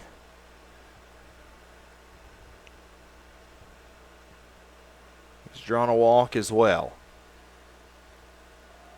That one misses. Tried to get him to go golfing there a little bit. Zeb Baird on deck. If Jackson can keep the inning alive, he'll come to the plate. Jackson does just that. A single to right past a diving Ryan Wilson. Yeah, great cut. And Jackson, you could see there. Now Wilson's down. As Wilson slowed to get up, Jackson took a little bit bigger turn to try and force the issue there.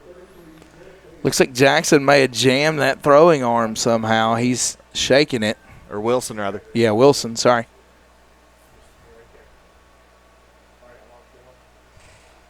Zeb Baird to the dish. Seems like he's good to go, though. Baird fouls it away. In this part of the season, almost everybody's dealing with some sort of bump or bruise a little bit. Something they've been nursing. And it's going to take a lot to get real competitors out of the game, as all these guys are. That one misses away. Throw down. Jackson's back. Great work behind the plate there. Ayariel Diaz. That one could have gotten real bad real quick. Yeah, he saved a wild pitch and almost got an out of it.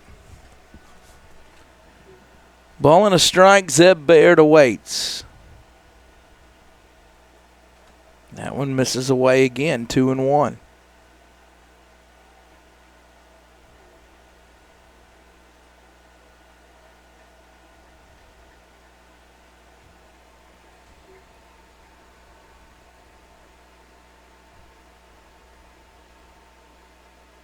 Boyle delivers. Baird can't get it. The throw down. They called him out, and Jackson, I don't think he liked the call, but he's not lingering to argue too long.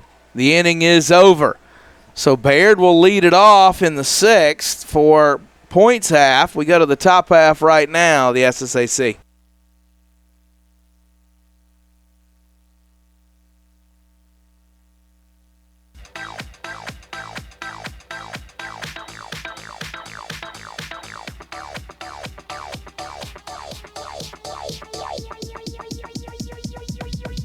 I need to try it first.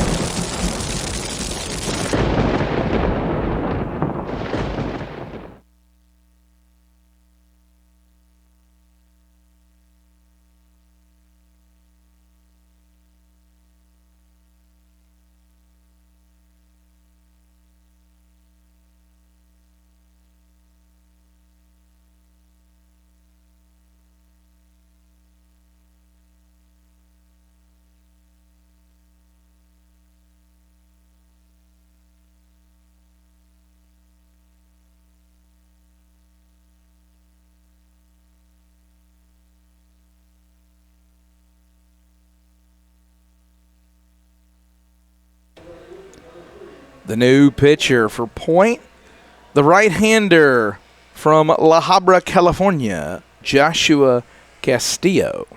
Castillo making his 19th appearance. He's worked 21 innings, struck out 28, a 157 WHIP with a 5.14 ERA, 1-3 record, but he's got 4 saves. Right now he comes in not as the pitcher of record. Couldn't be a safe situation if he closes out as his team's trailing. Set left center. So Seiwert's day is done as that ball is caught by the center fielder. Seiwert's day is done. He went 5, gave up 6 runs, 5 of them earned. Played Pepper with the strike zone a little bit. He walked 5 over the course of 5 innings of work and struck out 6.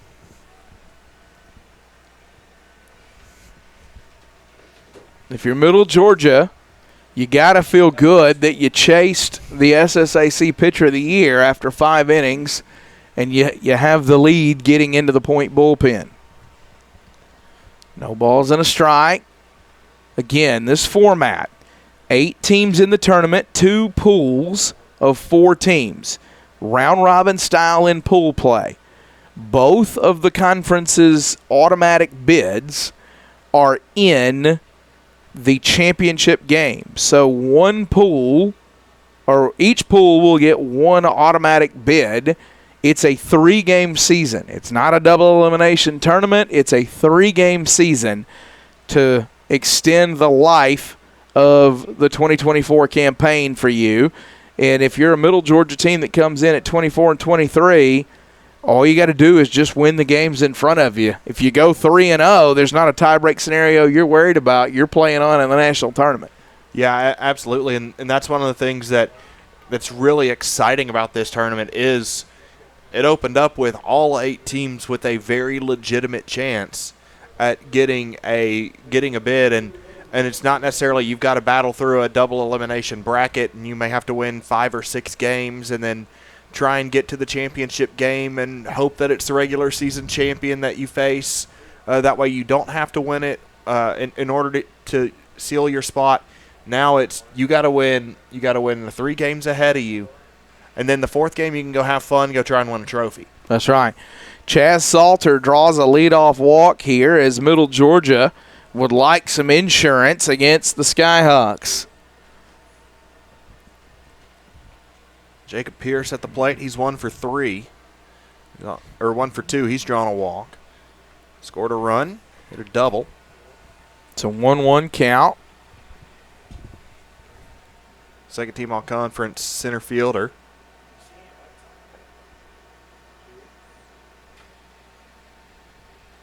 That one over for a strike.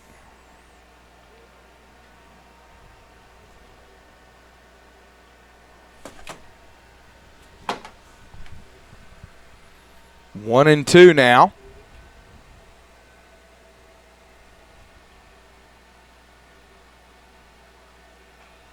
Ripped foul. They'll stay 1-2. Jacob Pierce. Been a tough out today. Pierce was expecting fastball there. Had to slow it down, but couldn't slow it down enough. Out ahead of it for the foul ball.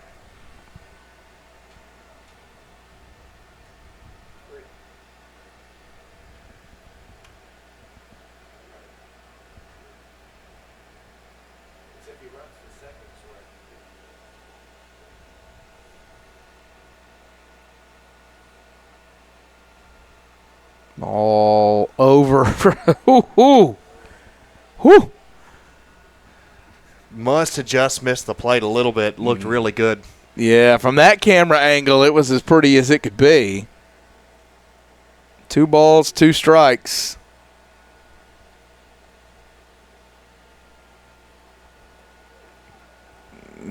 Haas Matherson gives him that one. Jacob Pierce didn't like it, but the one before it was free. I think that was your makeup call right there. Yeah. You know, and I think that was Haas Matherson saying, I gave you that beautiful pitch that was clearly a strike, and you didn't swing at that one. Now you didn't swing at this one? No. The gift horse's mouth hath been looked at. Time to put it away. 2 outs here. Ryan Wilson to the dish. That one will miss left side, or miss outside, rather. Wilson also 1 for 3. Left 1 on base.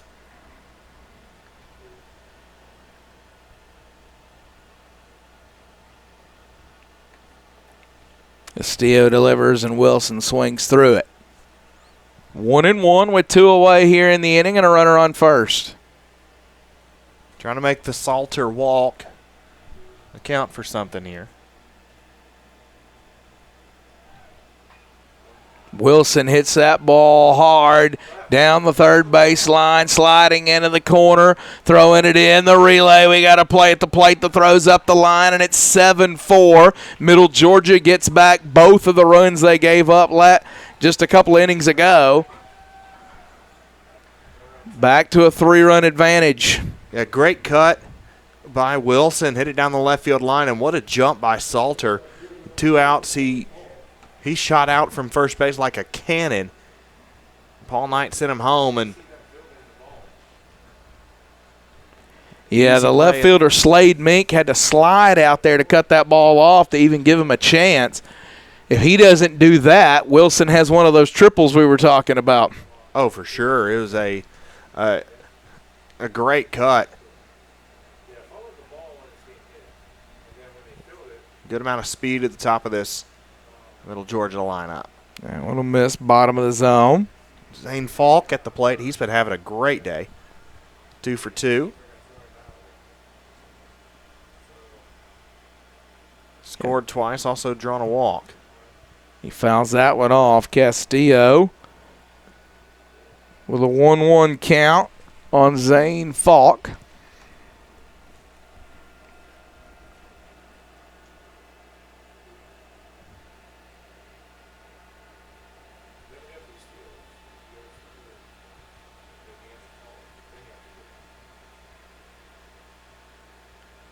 Castillo delivers, misses.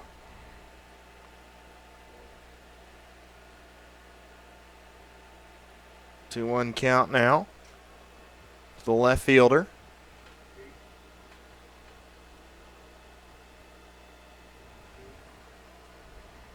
Second team all-conference left fielder.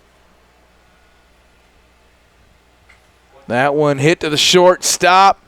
He'll make the play. And the inning is over. I think he was looking for a bonus out there as he tried to race him back to the bag, not realizing that when he caught it, it was out number 3. Either way, Middle Georgia scores 1. They lead 7-4. Let's go to the bottom of the 6th. The BallGame Blitz Sports Network by Worthy Road Studios. With over 750,000 views in 2022, we are where you need to advertise. Please subscribe to our Worthy Road Studios YouTube channel and join the other 4,000 subscribers watching local sports. The Jackson Rockabilly, Union and Bethel Universities, USJ, TCA, JCS, and Peabody. Our multi-camera broadcasts include slow motion instant replay, on-screen scoreboard and graphics, and professional announcers. Thanks to the sponsors who make it all possible. BallGame Blitz Sports Network by Worthy Road Studios, the premier sports broadcast network in West Tennessee.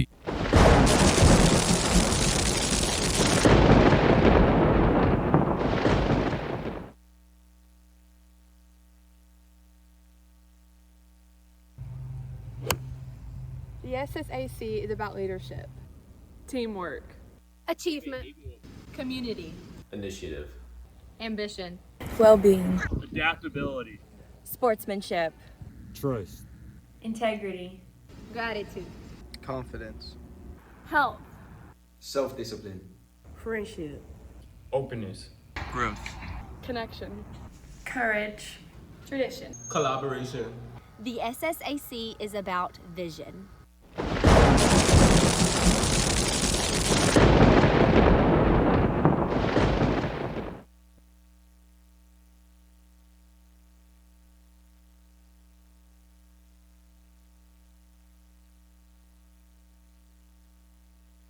Zeb Baird, who was at the dish when Gonzalez got thrown out, or Jackson rather got thrown out last inning. Baird fouls that one away.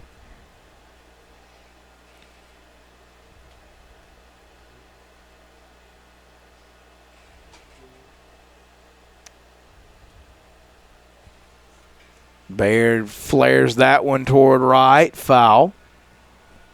Good cut, just couldn't keep it within the lines. Now he's behind 0-2.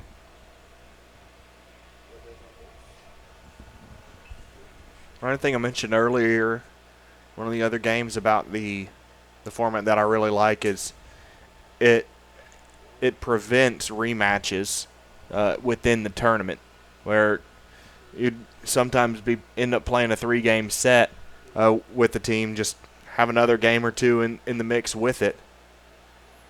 There's a chopper. Rice up and throwing, and Baird is retired.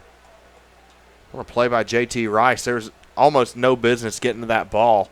Made a great throw over, got it to Wilson, able to retire Zeb Baird. But sometimes you would end up, you're playing 6 games or so, and potentially in 4 days, and you play 3 of them against the same team. That can make for a little bit of a monotonous tournament at times.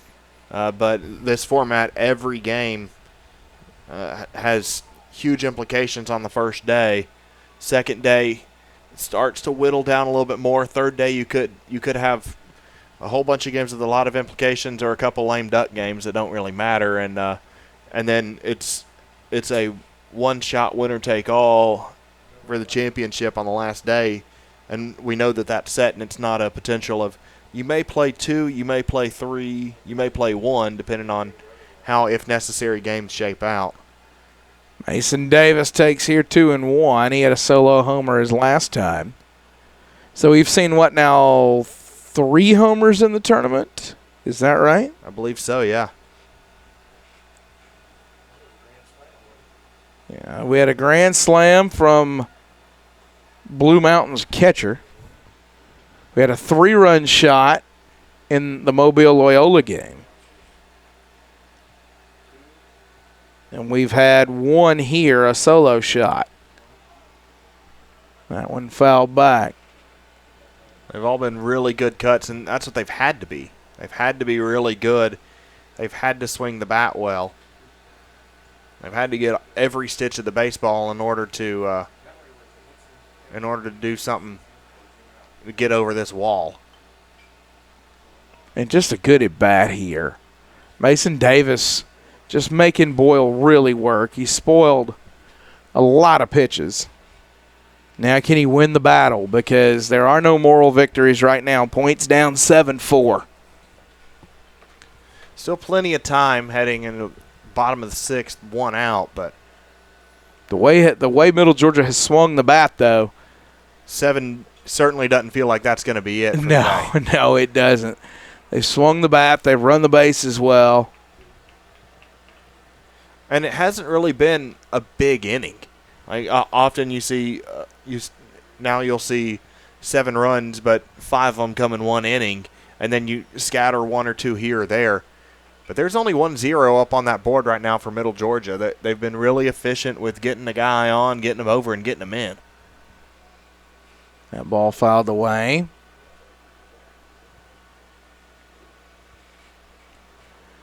Yeah, Middle Georgia's really kept the pressure on.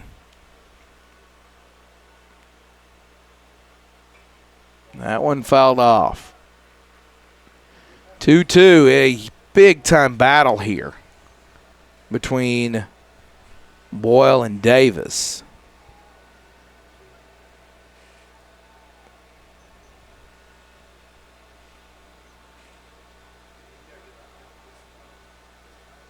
Boyle delivers. Big cut, can't get it. Boyle goes upstairs and wins the battle against Mason Davis.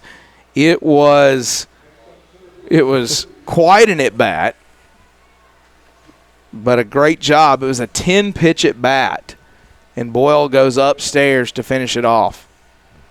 Yeah, sometimes as a pitcher it can get really deflating if you lose that at-bat. But then you end up winning it, and it can be a huge swing for you for the next at-bat. You'll see what happens here. Silas Butler, no chance. Did he get him? No. Okay. I don't know how he made it close. No. Silas Butler runs so well, and that ball was chopped over the head of the pitcher, slow rolling on the grass, and J.T. Rice just with a phenomenal effort in the Middle Georgia dugout chirping. They felt like that Butler was out. Butler was pretty sure that he was safe. Hoss Matherson said, I don't care what none of y'all's opinions are. The call is the call. So now a conversation. It's Paul Knight out.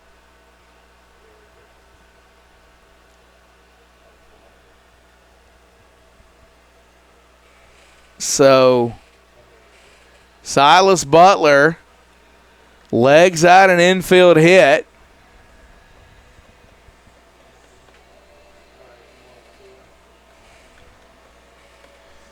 Yeah, it looked like a for sure base hit and almost a throw that you would think don't even make that throw because you don't have a shot at it.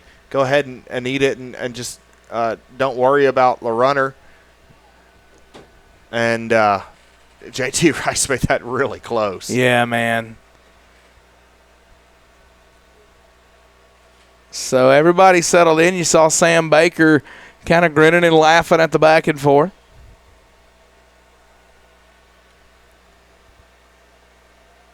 Now, Boyle will throw over to keep Butler close.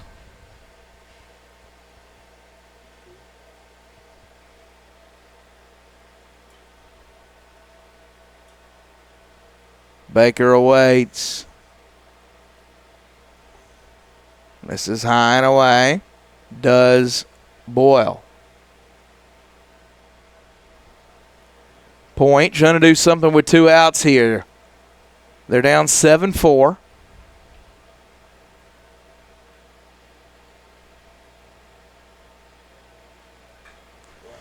Baker with a good swing on it, but the left fielder is there. And the inning is over. So the infield hit amounts to nothing. Middle Georgia leads 7-4 as we go to the 7th.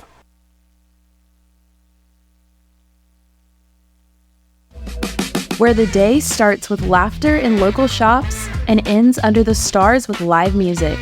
That's Jackson, Tennessee. It's a place where every moment is an invitation to explore, to connect, to be part of something bigger. Jackson isn't just a destination, it's where stories are written, Memories in the making.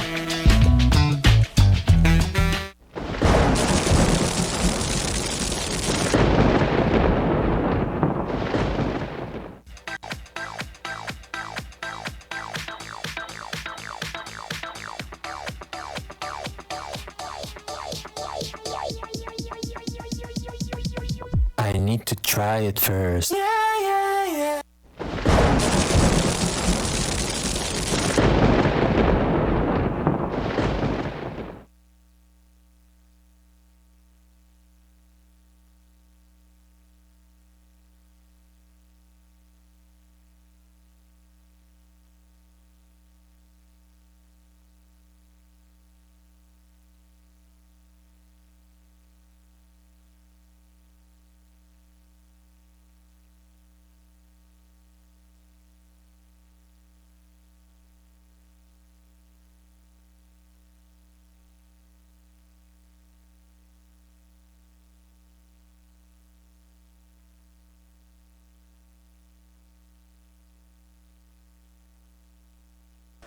JT Rice at the dish.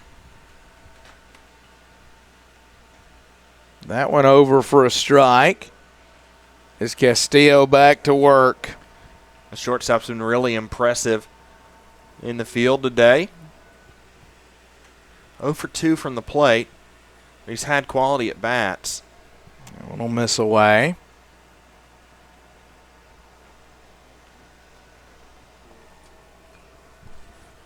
Has an RBI to his credit. 1-1 count. Flips the breaking pitch up there. 1-2 the count now.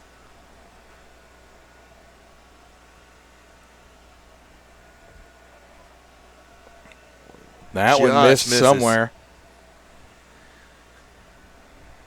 Must have broken a little early over the plate. That one misses. 2-2. 3-2 now.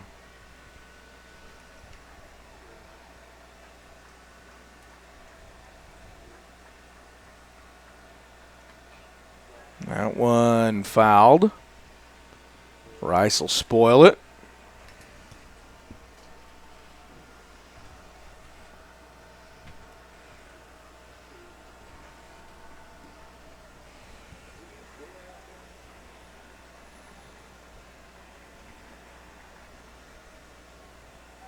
Check swing. Did he go? They say he did. Pick it up, tag him out, and Rice is struck out. Castillo was a little it looked like Castillo was a little upset with himself there. Thought he had thrown ball 4, but he was able to get it. JT Rice to chase after it. And got the first out of the inning. Yariel Diaz to the dish now.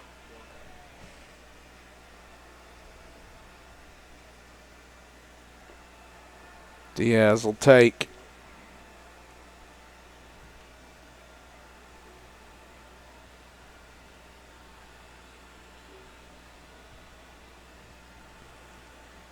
And they'll take again. It's a really good take there from Diaz. 2-0.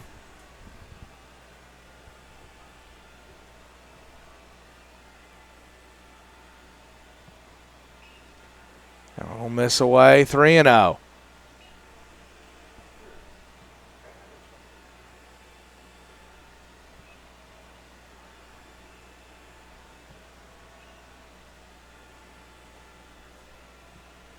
Put that one over. 3-1.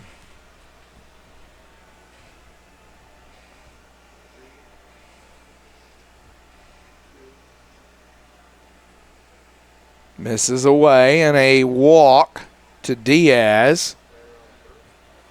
So the catcher will touch first and give way to the courtesy runner, which has been Justin Smith, the senior from Douglasville, Georgia. Now Brennan Williams up.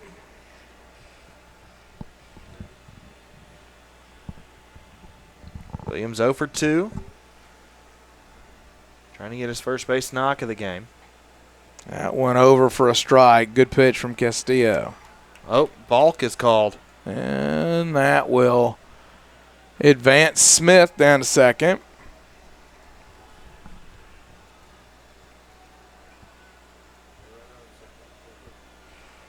So no pitch. No pitch. So that really good pitch didn't happen.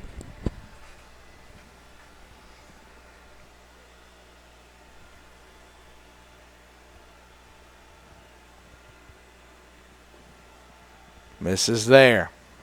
1-0. Yeah, tried to fire low there.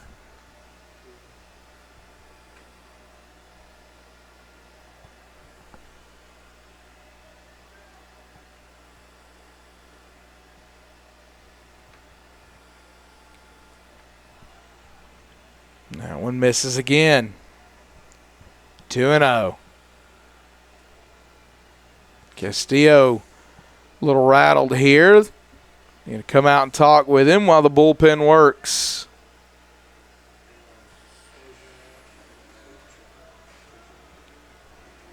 I believe that's pitching coach Adam Castillo coming out.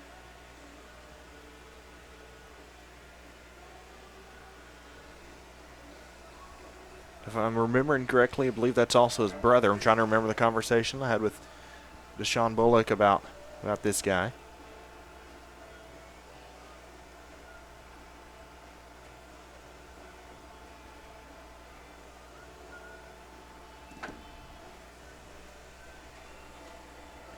It's a big spot in this game. You don't want this to get out of hand. 3 runs is manageable with 3 innings to go offensively. Once you start getting a little bit more than that, that mountain gets really, really hard to climb. Yeah, no kidding.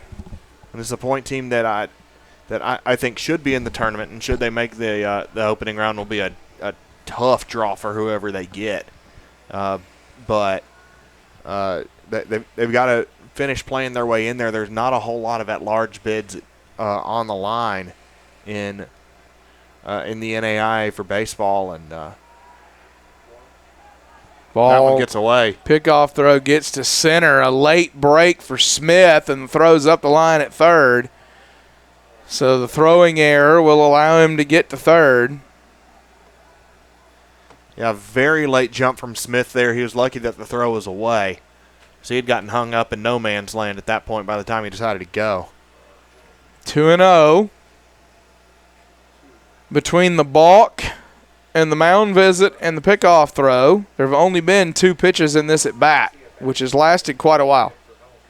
Big cut, can't get it for Brennan Williams.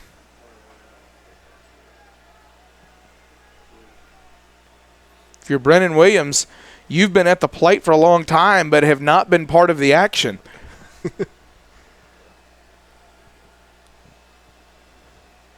He'll swing through that one, 2-2.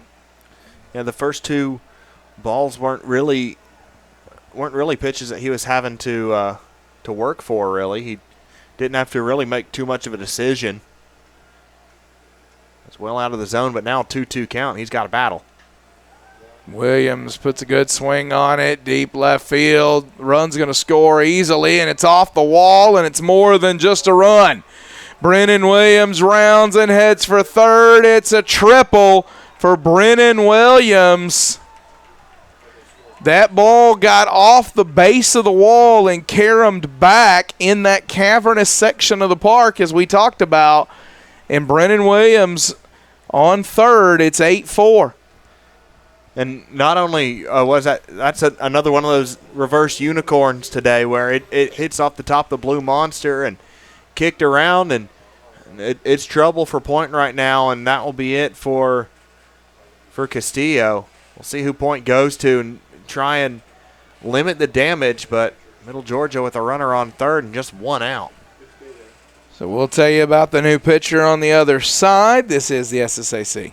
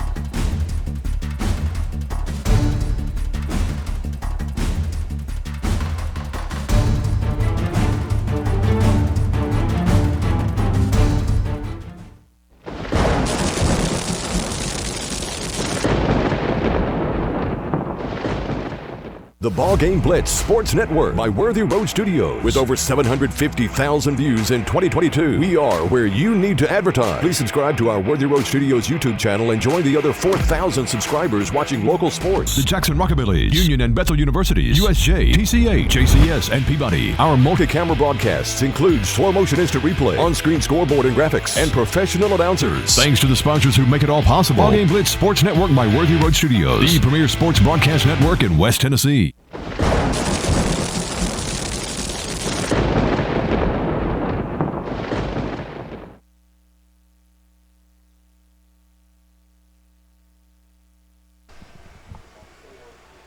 Yadiel Perez to the dish. He is the first man to face the new pitcher, Daniel Crabtree. Crabtree.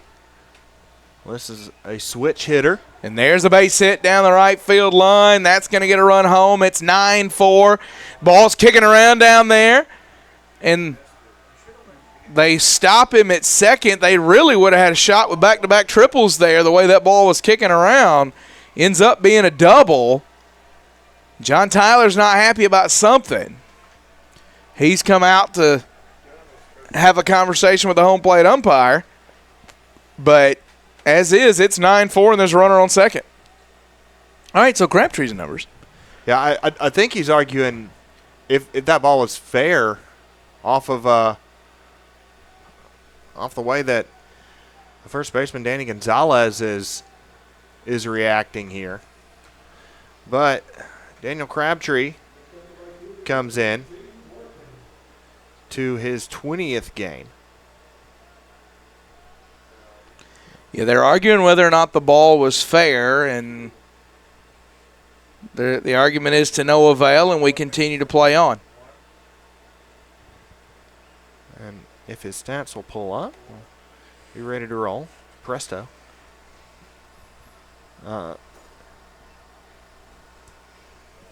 He is making his 20th appearance. He has pitched 48 in the third innings. Now 47 hits surrendered. 24 strikeouts, 11 walks. That ball ripped and snared and nearly a double play. Now Baker went for the tag opposed to just stepping on the base. Prevented the double play from being turned right there. So two away, nearly got out of the inning right there. Crabtree entered with a 139 whip. 290 batting average against. 4.66 ERA. Nearly got out of it. A new life for Middle Georgia here. They turn over the lineup to Chaz Salter. Top of the order again. 0-1 on Salter. He'll foul that one off.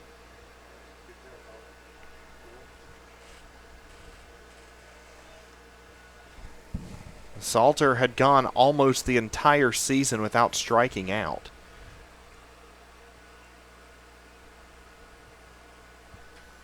He'd gone until April 12th and 13th in that weekend against Voorhees when he struck out for the first and second times this year. An incredible eye at the plate, 24 walks.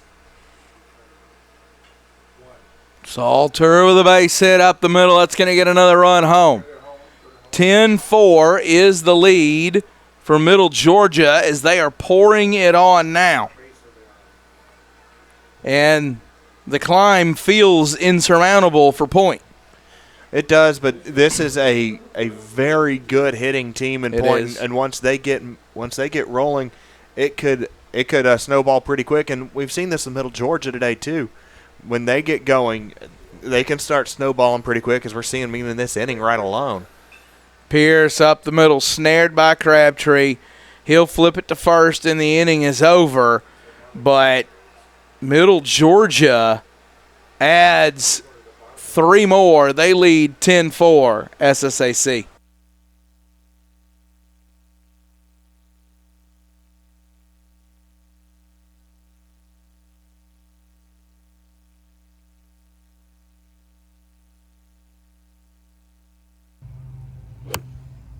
The SSAC is about leadership, teamwork, Achievement. Community. Initiative. Ambition. Well-being. Adaptability. Sportsmanship. Trust. Integrity. Gratitude. Confidence. health, Self-discipline. Friendship. Openness. Growth. connection, Courage. tradition. Collaboration. The SSAC is about vision.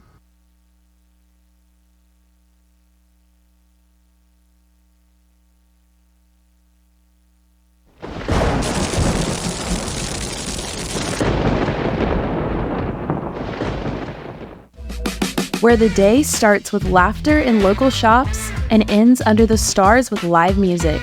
That's Jackson, Tennessee. It's a place where every moment is an invitation to explore, to connect, to be part of something bigger. Jackson isn't just a destination, it's where stories are written, memories in the making.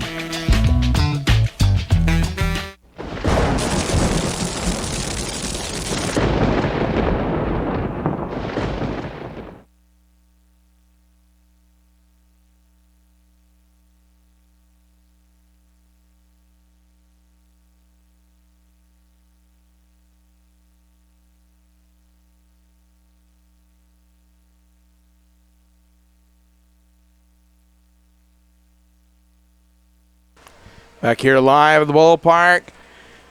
Here in Jackson, Tennessee, Daniel Gonzalez leading it off. If you got a 6-run deficit to a race, being at the top of your order is exactly where you want to be, and that's where a point is. They'll try to get back in the ball game. Boyle delivers, and Gonzalez takes ball one. Gonzalez 1 for 3. He'll be followed by Dower and Mink. When you look up and down this lineup, we have 7 of the 9 Skyhawks with at least one hit. Alex Marquand and Silas Butler with 2 each. And they've been able to scatter some hits, but they haven't been able to tie them together, and that's been the difference here. 2-1 is the count. Point needs base runners, and they need them in bunches. Boyle delivers. Gonzalez through the left side, a base hit. A great cut from Gonzalez, and that's exactly what you need. You can't tie it on one swing with 6 runs. You got to get guys on. You got to keep the carousel moving. I mean, certainly a home run will help. It'll boost the morale and the feeling, as well as, putting potentially 2 runs on in one swing if Dower can do it here, but it's not what you're needing at this moment. Dower was called out for batter's interferences last time. He'll take here 1-0. 1 for 2 on the day.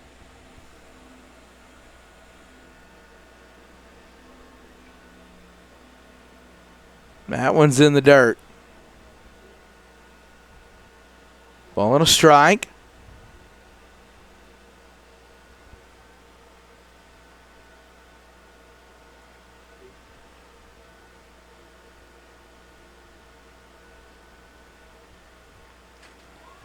Over for a strike.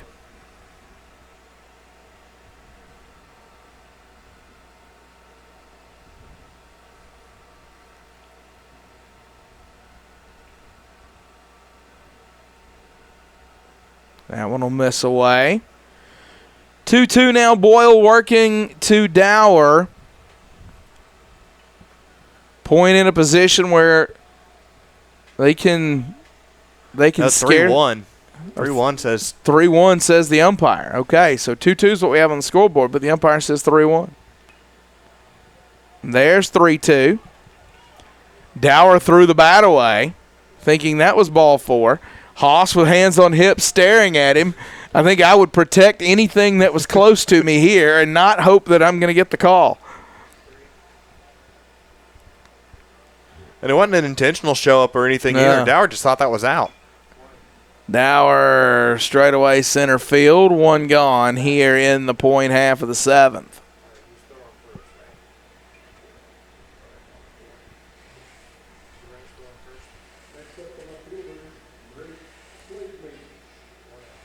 So Slade Mink comes up to the plate. He's 1 for 3 today. Trying to get something going with the 1 out here in the 7th. Feel like even if you just get 2 runs here. Something, yeah. But your deficit to outs remaining ratio is changing quickly. You've got 8 outs left and you're down 6 runs. Mink to the third baseman, up and firing to second for 1, on to first for 2, 5, 4, 3. Double play. Skyhawks erased in the 7th. 10-4 lead for Middle Georgia as we head to the 8th.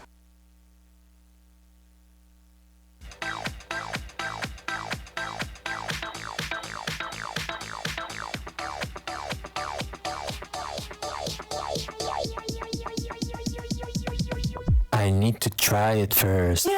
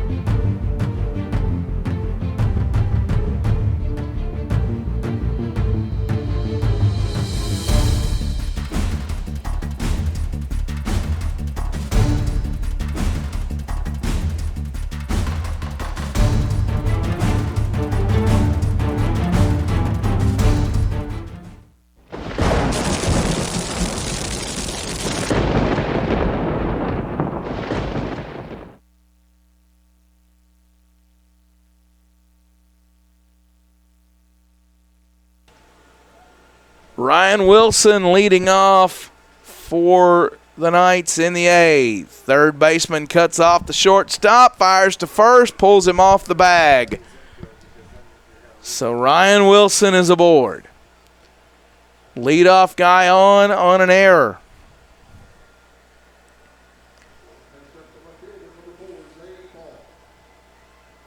It was one of those where Dower came over right in front of Sam Baker.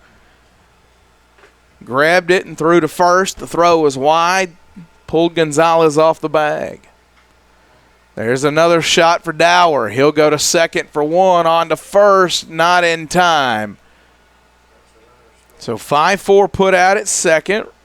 1 away. Cutting down the lead runners big there, though. Yeah, it is. You cannot afford the deficit to grow. 6 runs when you got 6 outs to play.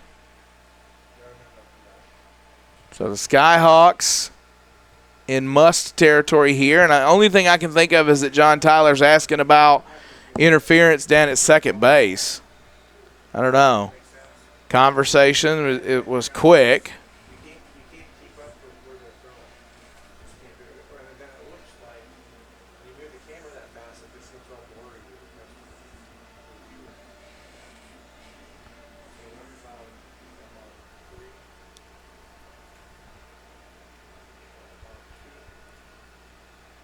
Crabtree delivers.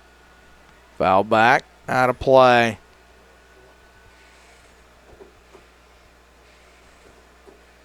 JT Rice, 0 for 3 today.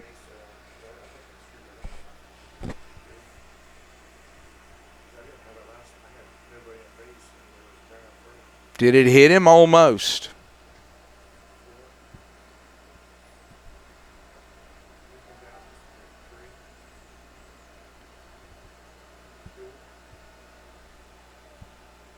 That one misses.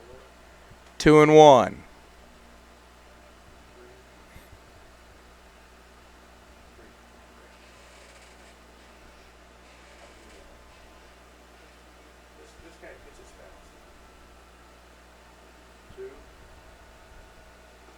Crabtree up in the zone.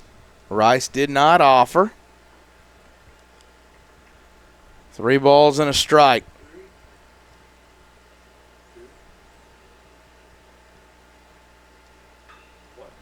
Rice with a big-time swing down the left field line. Fair ball. Kicks around in the corner. That's going to get runners to second and third here with 1 out. Yeah, great cut, and yet another double for the Middle Georgia State Knights, who have been hitting the ball really well today. That's their 4th double. JT Rice favoring something at second base. Or 5th double, rather. Paul Knight coming out to talk with him. Did JT Rice, I don't know. That'll be the last pitch that Crabtree throws in this one. Points going back to the bullpen. So Crabtree's day is done. Paul Knight still out at second, talking with JT Rice, who looks like he's going to stay in the game. But Rice got to second and enthusiastically did his celebration, and then he doubled over as if something were hurting. So a little twinge or pull or something as we go to the bullpen for the Skyhawks. We'll tell you about the new pitcher in a moment.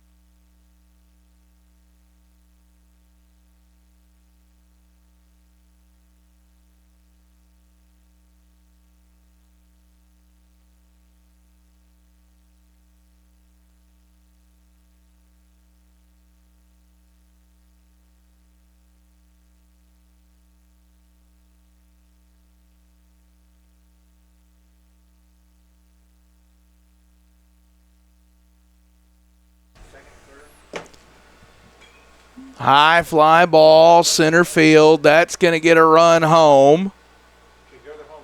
He'll tag and head home. The throw in will keep the runner at second. It's now 11-4. That run charged to Crabtree. The new pitcher is Cooper Hack, the 6'2 righty from Casper, Wyoming.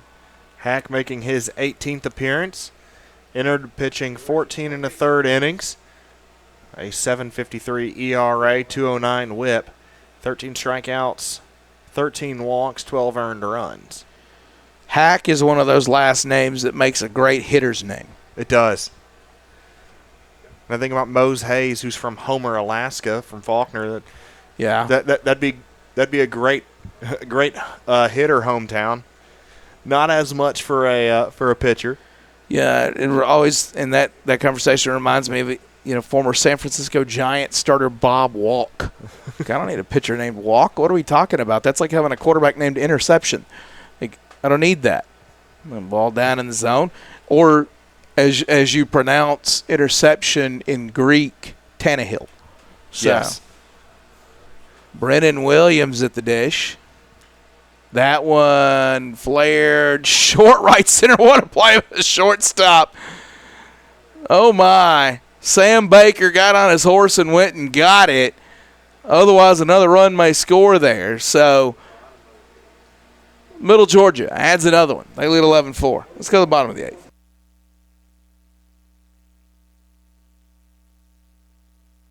The BallGame Blitz Sports Network by Worthy Road Studios. With over 750,000 views in 2022, we are where you need to advertise. Please subscribe to our Worthy Road Studios YouTube channel and join the other 4,000 subscribers watching local sports. The Jackson Rockabilly, Union and Bethel Universities, USJ, TCA, JCS, and Peabody. Our multi-camera broadcasts include slow motion instant replay, on-screen scoreboard and graphics, and professional announcers. Thanks to the sponsors who make it all possible. BallGame Blitz Sports Network by Worthy Road Studios, the premier sports broadcast network in West Tennessee.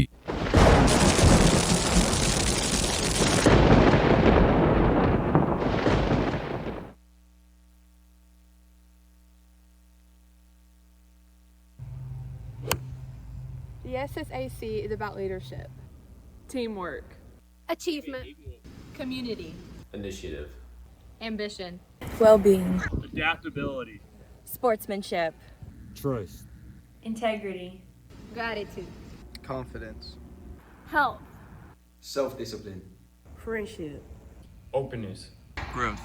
connection, Courage. tradition. Collaboration. The SSAC is about vision.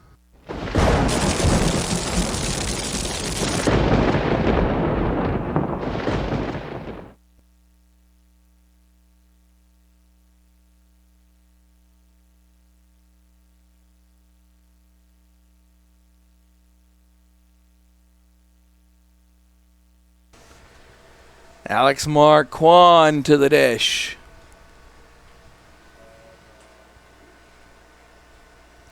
Two for three on the day with an RBI. That one over for a strike. Skyhawks needing 7. They got 6 outs to find it.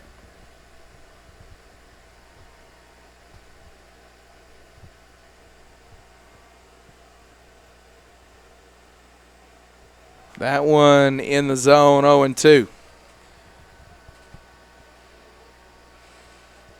That looked like one of the faster pitches of the day from Evan Boyle. Yeah. He's now almost 40 pitches in to his relief outing. Swing and missed. Boyle just carved him up in that at bat. It's his second strikeout of the evening. And if you are looking for the William Carey and Tom versus Thomas game, that's coming up 50 minutes after the conclusion of this one. So got plenty of time. Go get you a nap. Set you an alarm for about an hour and a half.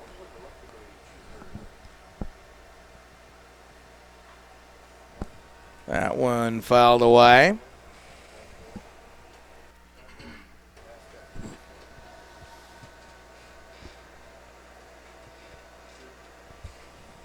The 0-1 forthcoming.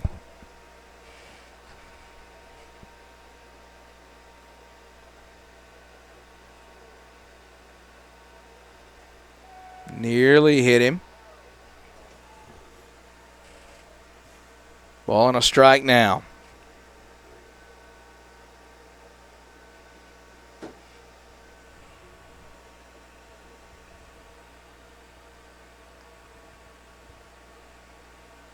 Boyle delivers straight up the chute. First baseman Ryan Wilson, long run. He'll make the grab. He just told everybody to get out of the way. Yeah, it seemed for a second that although there are 4 Knights there, only one of them knew where it was, and that was Wilson.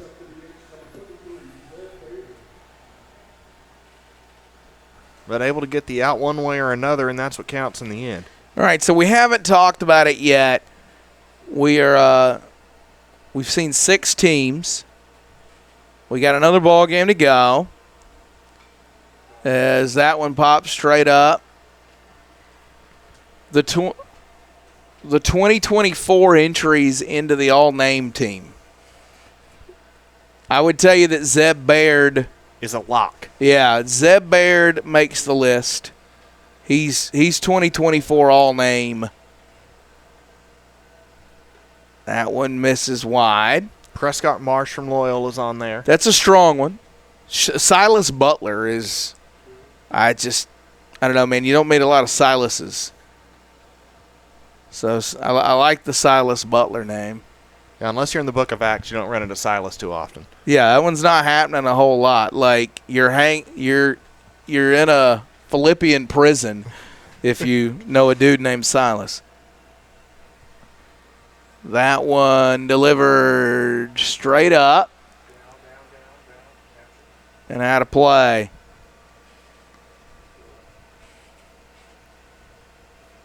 Baird battling here, trying to stay alive.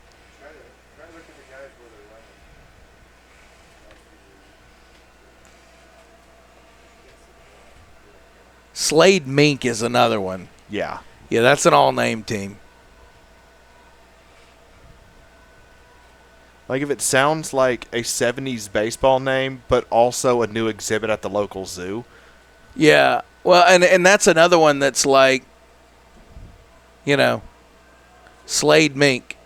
It's either your starting left fielder or that's who's opening for George Clinton in Parliament Funkadelic. And either way, I'm here for it. That one delivered, fouled back. Zeb Baird battling, 2 balls, 2 strikes.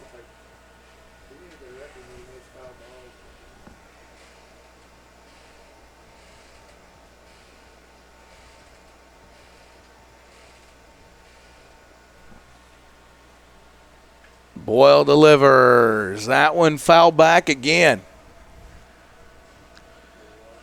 Zeb Baird said, I don't know how this at-bat's going to end, but you're going to be more tired when it's done. Now Baird absolutely battling here. Last time he's guaranteed to get up in this game, and hopefully for Baird he can extend it. He's deserved it with how well he's batting here. Boyle misses there. Full count now. 3 balls, 2 strikes, 2 outs, an 11-4 game in the bottom of the 8th. Evan Boyle. Peers in, gets the sign. Baird, fly ball left field, foul. Hit back over toward the William Carey folks again. The William Carey guys planned on starting their game 45 minutes ago. They're all stretched out in the seats behind the third base dugout, and Baird fouls that one away. What a battle here. I don't know how he got a piece of that ball. Baird will dig back in. Time called. Getting a new baseball for Boyle.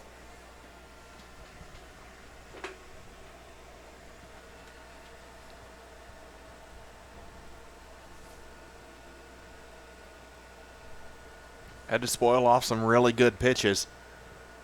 Can he find his way on with the full count? Baird lifts it, right field, still going, and caught at the track by Jaden Duarte. Baird absolutely battled with Boyle in that at bat, but Boyle ends up winning it, and a 9-pitch at bat results in out number 3. We go to the 9th. Where the day starts with laughter in local shops and ends under the stars with live music. That's Jackson, Tennessee. It's a place where every moment is an invitation to explore, to connect, to be part of something bigger. Jackson isn't just a destination. It's where stories are written, memories in the making.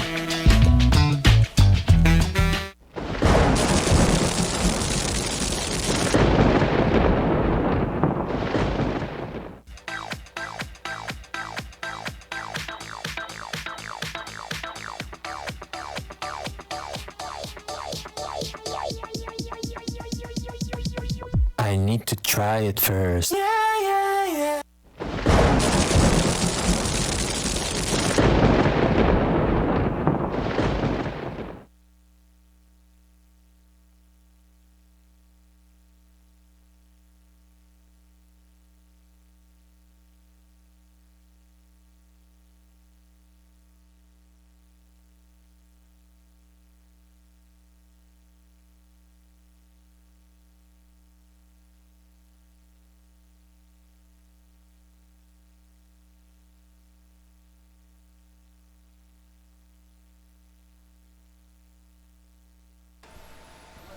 Welcome to the 9th inning.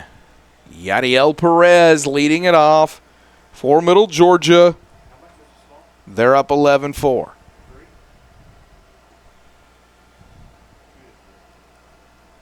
Trying to add a couple more insurance runs here. 7 feels like it's pretty safe.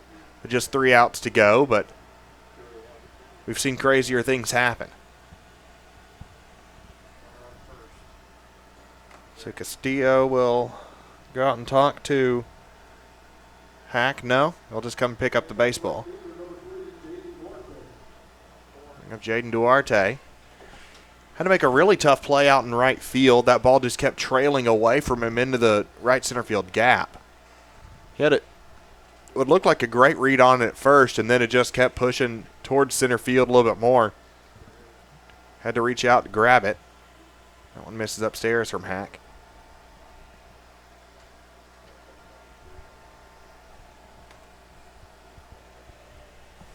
Duarte has turned in a pretty good day today. 1 for 4 with a run scored, a double. He's played some good defense.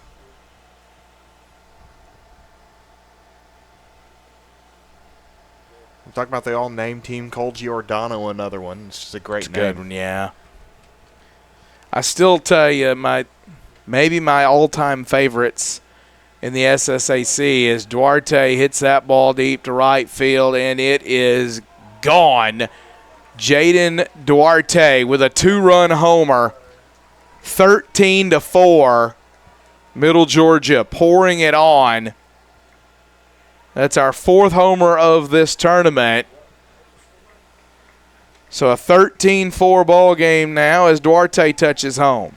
Yeah, Duarte absolutely mashed that baseball. Hit it off the scoreboard out there. And Duarte, home run number 8 on the season. See, I got to tell you, and they were on the same team, but I think Magruder O'Bannon and Sloan Dieter are probably my 2 favorite names ever. They were the inspiration for the all-name team. They were. That battery was unbeatable. Yeah. Sloan Dieter and Magruder O'Bannon challenging for the AWA United States Tag Team titles back in 1982. Wouldn't have surprised anybody. Speaking of wrestling, looks like an AEW crowd here tonight. Whew. All right then.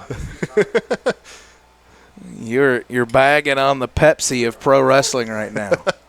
I got to give Tony Khan props though. Not many people would go into an NFL draft in kayfabe with a neck brace on. Yeah, that's old school. I'll give you that. I respect that. Ball and 2 strikes.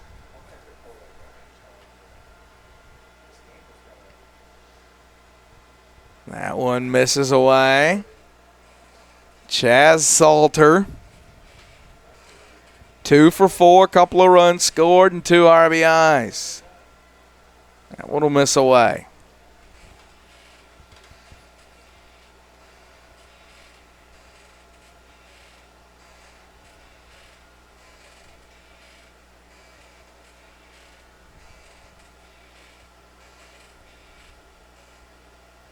That one flared back foul onto the berm.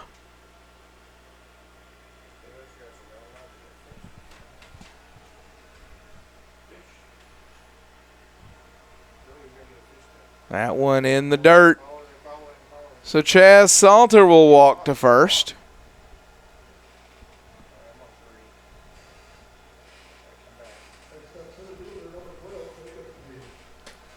Jacob Pierce up to the plate now. Pierce 1 for 4 with a run scored and an RBI. He's got a double to his credit. That one will miss.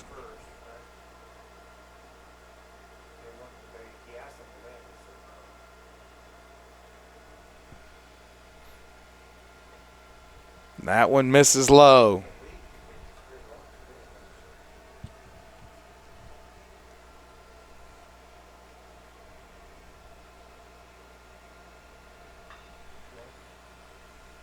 That one fouled off.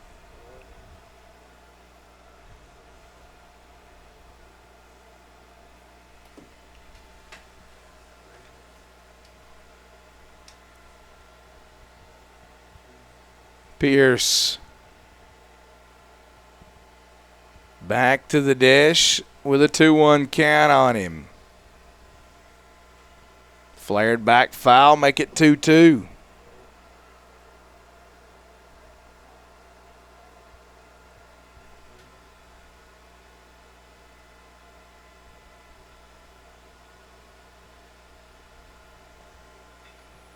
Ball hit center field and drops in front of the shortstop Baker, who picks it up and flips it to second.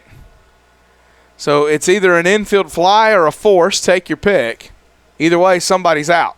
Well, it can't be an infield fly since just one runner on. So he let the ball drop in front of him really to get the lead runner and Salter out. Yeah, really smart. And trade Salter, who's got a little bit more speed, for Pierce, who doesn't have as much. Smart play by Baker there. Ends up as a fielder's choice for Pierce, and now Ryan Wilson at the dish.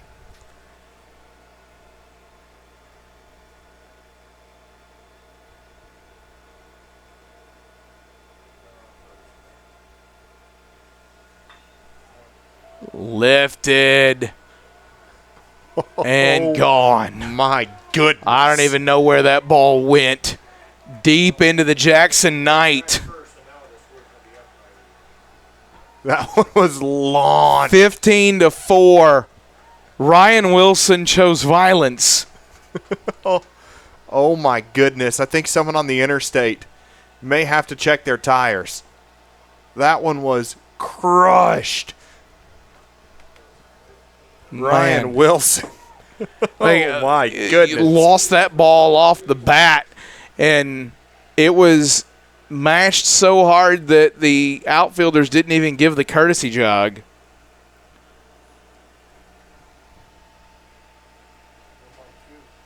First one we've seen hit over the Blue Monster today.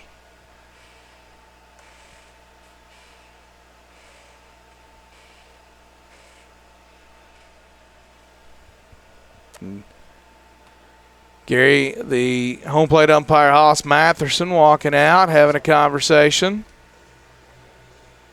to break up the conversation and just killing time, waiting for a pitching change, it looks like. 15-4, Middle Georgia has absolutely opened it up here. A pair of 2-run homers here in the ninth. And that will bring in a new pitcher. We'll talk about him on the other side.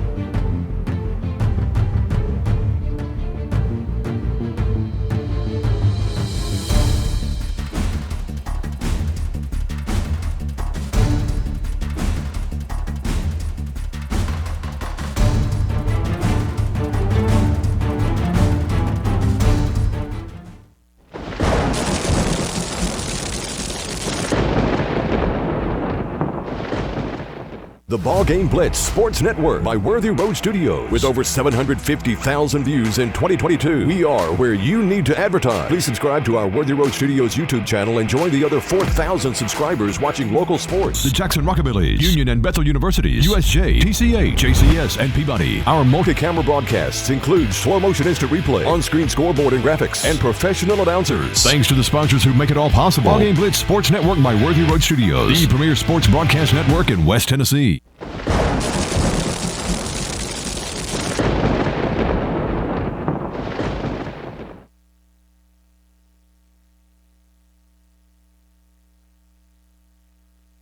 New pitcher for Point, Gene Aberut,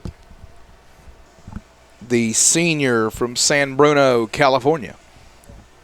Making his 14th appearance. He's worked 17 in the third innings. Aberut has struck out 10, walked 17. A 2.02 whip, an ERA of 6.75 for the lefty. Tasked with Zane Falk, who's been a tough out every time up. 2 for 4. It's a 1-0 count. Swung through that one. 1-1. A pair of 2-run homers here in the ninth, and it's a 15-4 ball game. Middle Georgia getting their swings in this one.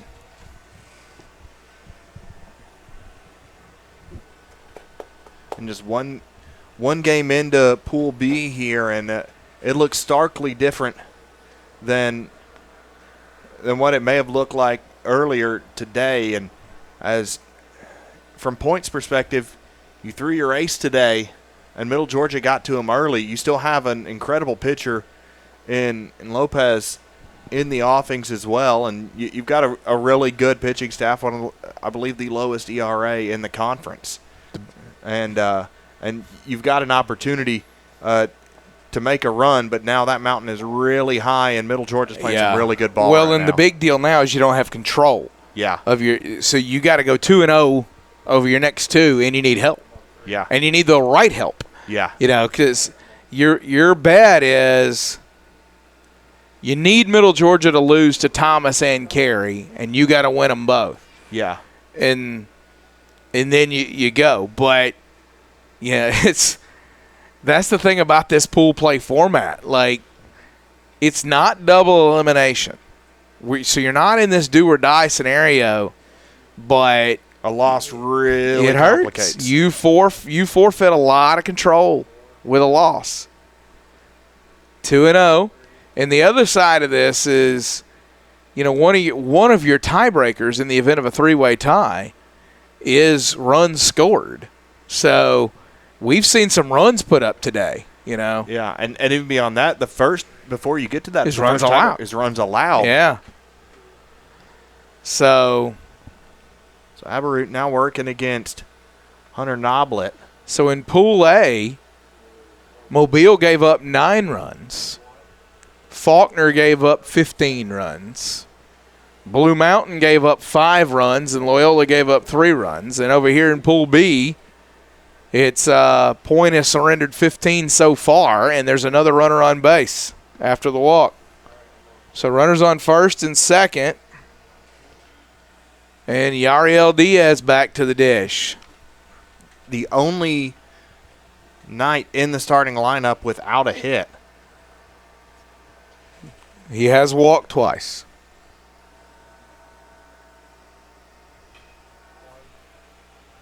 That one popped up. Second baseman says he's got it, and he does. Infield fly was called either way. A little bit of a tougher play to make as that one started to tail away. And although the flag out in center field isn't moving too much, it's twice now over the past couple innings we've seen the fielders have to adjust over towards the left from our perspective up here in the press box, over towards left field, whether it be both these a little bit more towards center.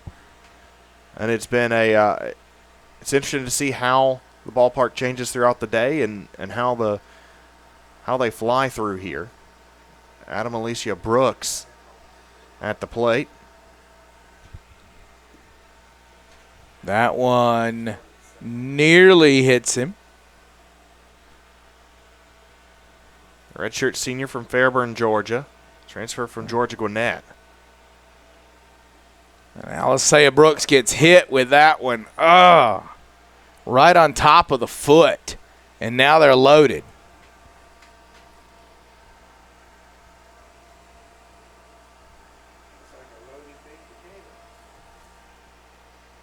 So, base is loaded.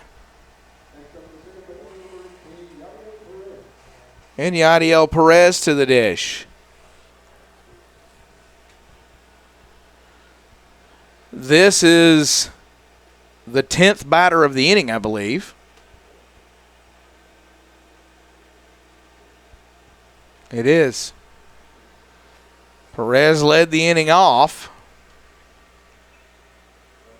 And he'll foul it away.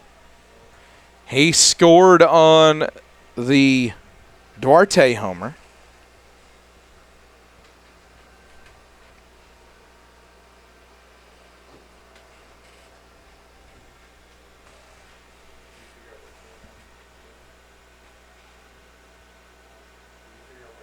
That one misses away.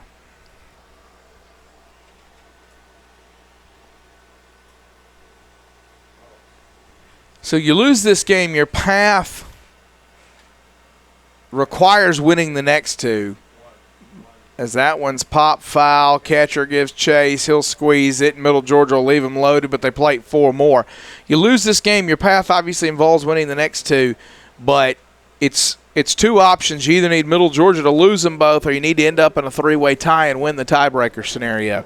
And you don't have a lot of control over most of those things. You do not. So we head to the bottom of the 9th, 15-4 Middle Georgia.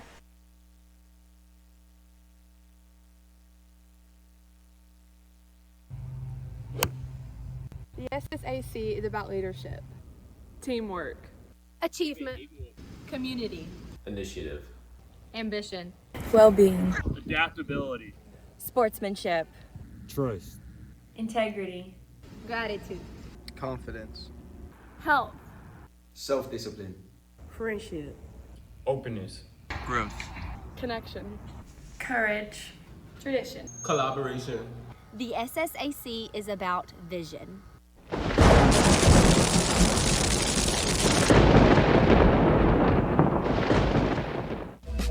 Where the day starts with laughter in local shops and ends under the stars with live music. That's Jackson, Tennessee. It's a place where every moment is an invitation to explore, to connect, to be part of something bigger. Jackson isn't just a destination, it's where stories are written, memories in the making.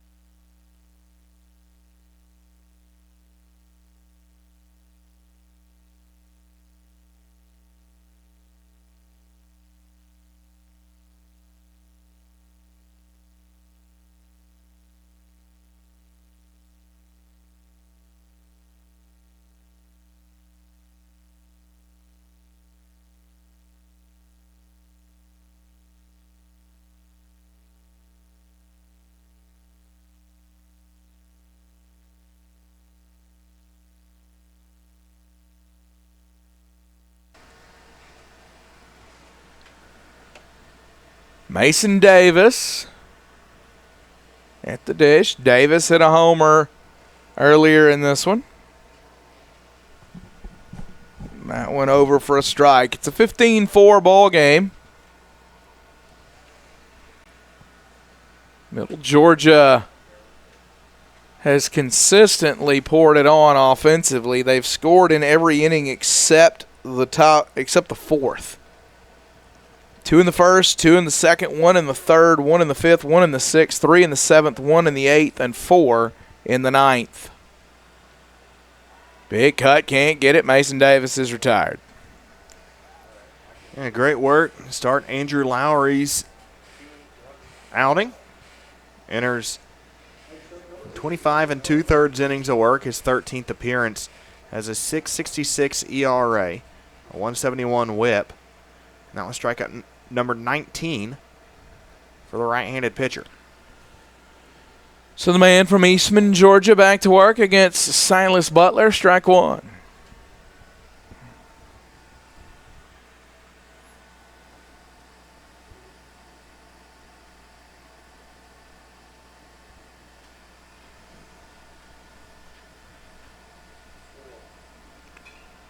That one fouled back out of play, 0-2.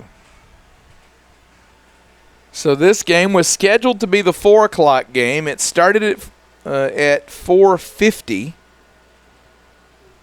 And almost 3 hours and 20 minutes in now. We're 2 outs away from completion. There is a mandatory 50-minute break in between games on day one. So whatever time this ends, add 50 minutes and the requisite amount of delirium, and we will rejoin you for SSAC After Dark. Yeah, sometime after 9 o'clock.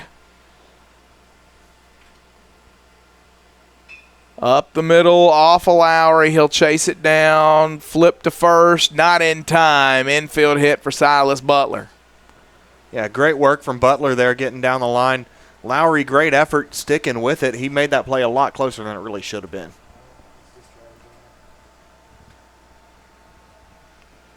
So Butler aboard.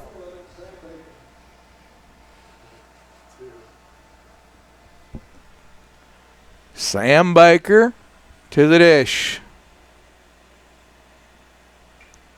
Baker bounces it through the right side. Second baseman over and firing. Threw it a little too hard there for Ryan Wilson to be able to pick it out. And now first and second. Error charge to the second baseman.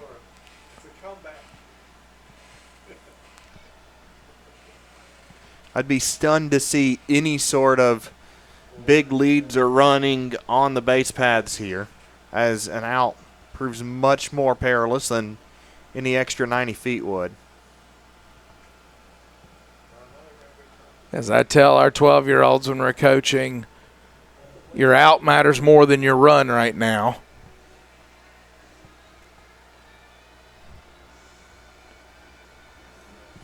They all look at me like, what do you – I don't understand. And then they proceed to run through a stop sign, and we move on with life.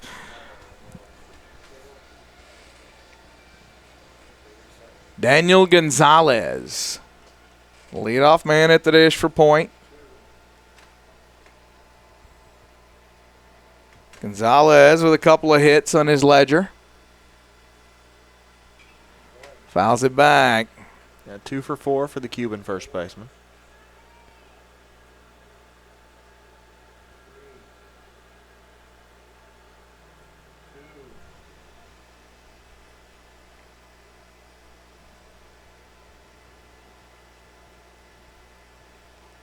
Gonzalez will take there. 1-1.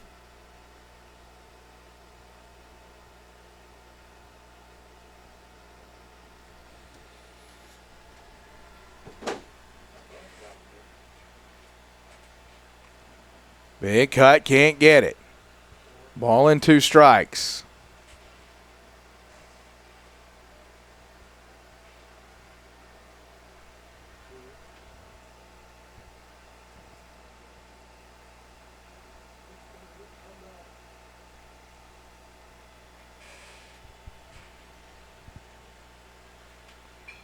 That one hit up the middle. The shortstop to second for 1, on to first. In time. And the inning is over. A double play ends this one, 15-4. Your final score, the winning pitcher is Evan Boyle, who worked 4 innings and 4 scoreless innings for Middle Georgia. He was really, really good. Struck out 2, but didn't walk any and really held point at bay. The loss will go to Cam Sywert. These teams back at it again tomorrow, Carter. They are, and we talked about it when Boyle came into the game. Sometimes it feels a little bit weird when a relief pitcher comes in the lead and gets the win, but he did everything to deserve that win today. Boyle, like you said, 4 shutout innings of work and able to to hold point at bay when they were starting to tag up Hudson a little bit, and it was a close game, and then the Bats woke up even more for the Knights to back up that performance on the hill from Boyle. Third game tomorrow will be Thomas against Point, 4 o'clock scheduled time. Good luck with that. And tomorrow night, Middle Georgia taking on William Carey, 7 o'clock scheduled time. Once again, just a suggested start time. Do not anticipate starting that close to on time. But those are the schedules for tomorrow. For Carter Moles, I'm Jeremy Smith. This is the SSAC Baseball Championships.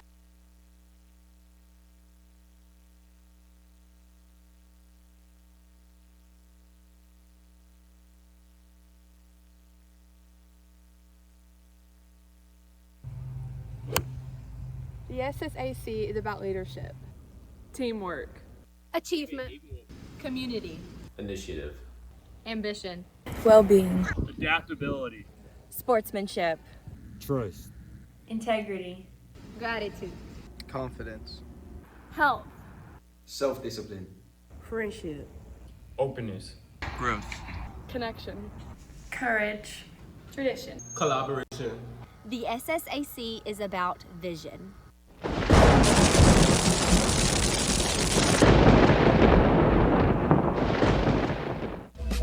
Where the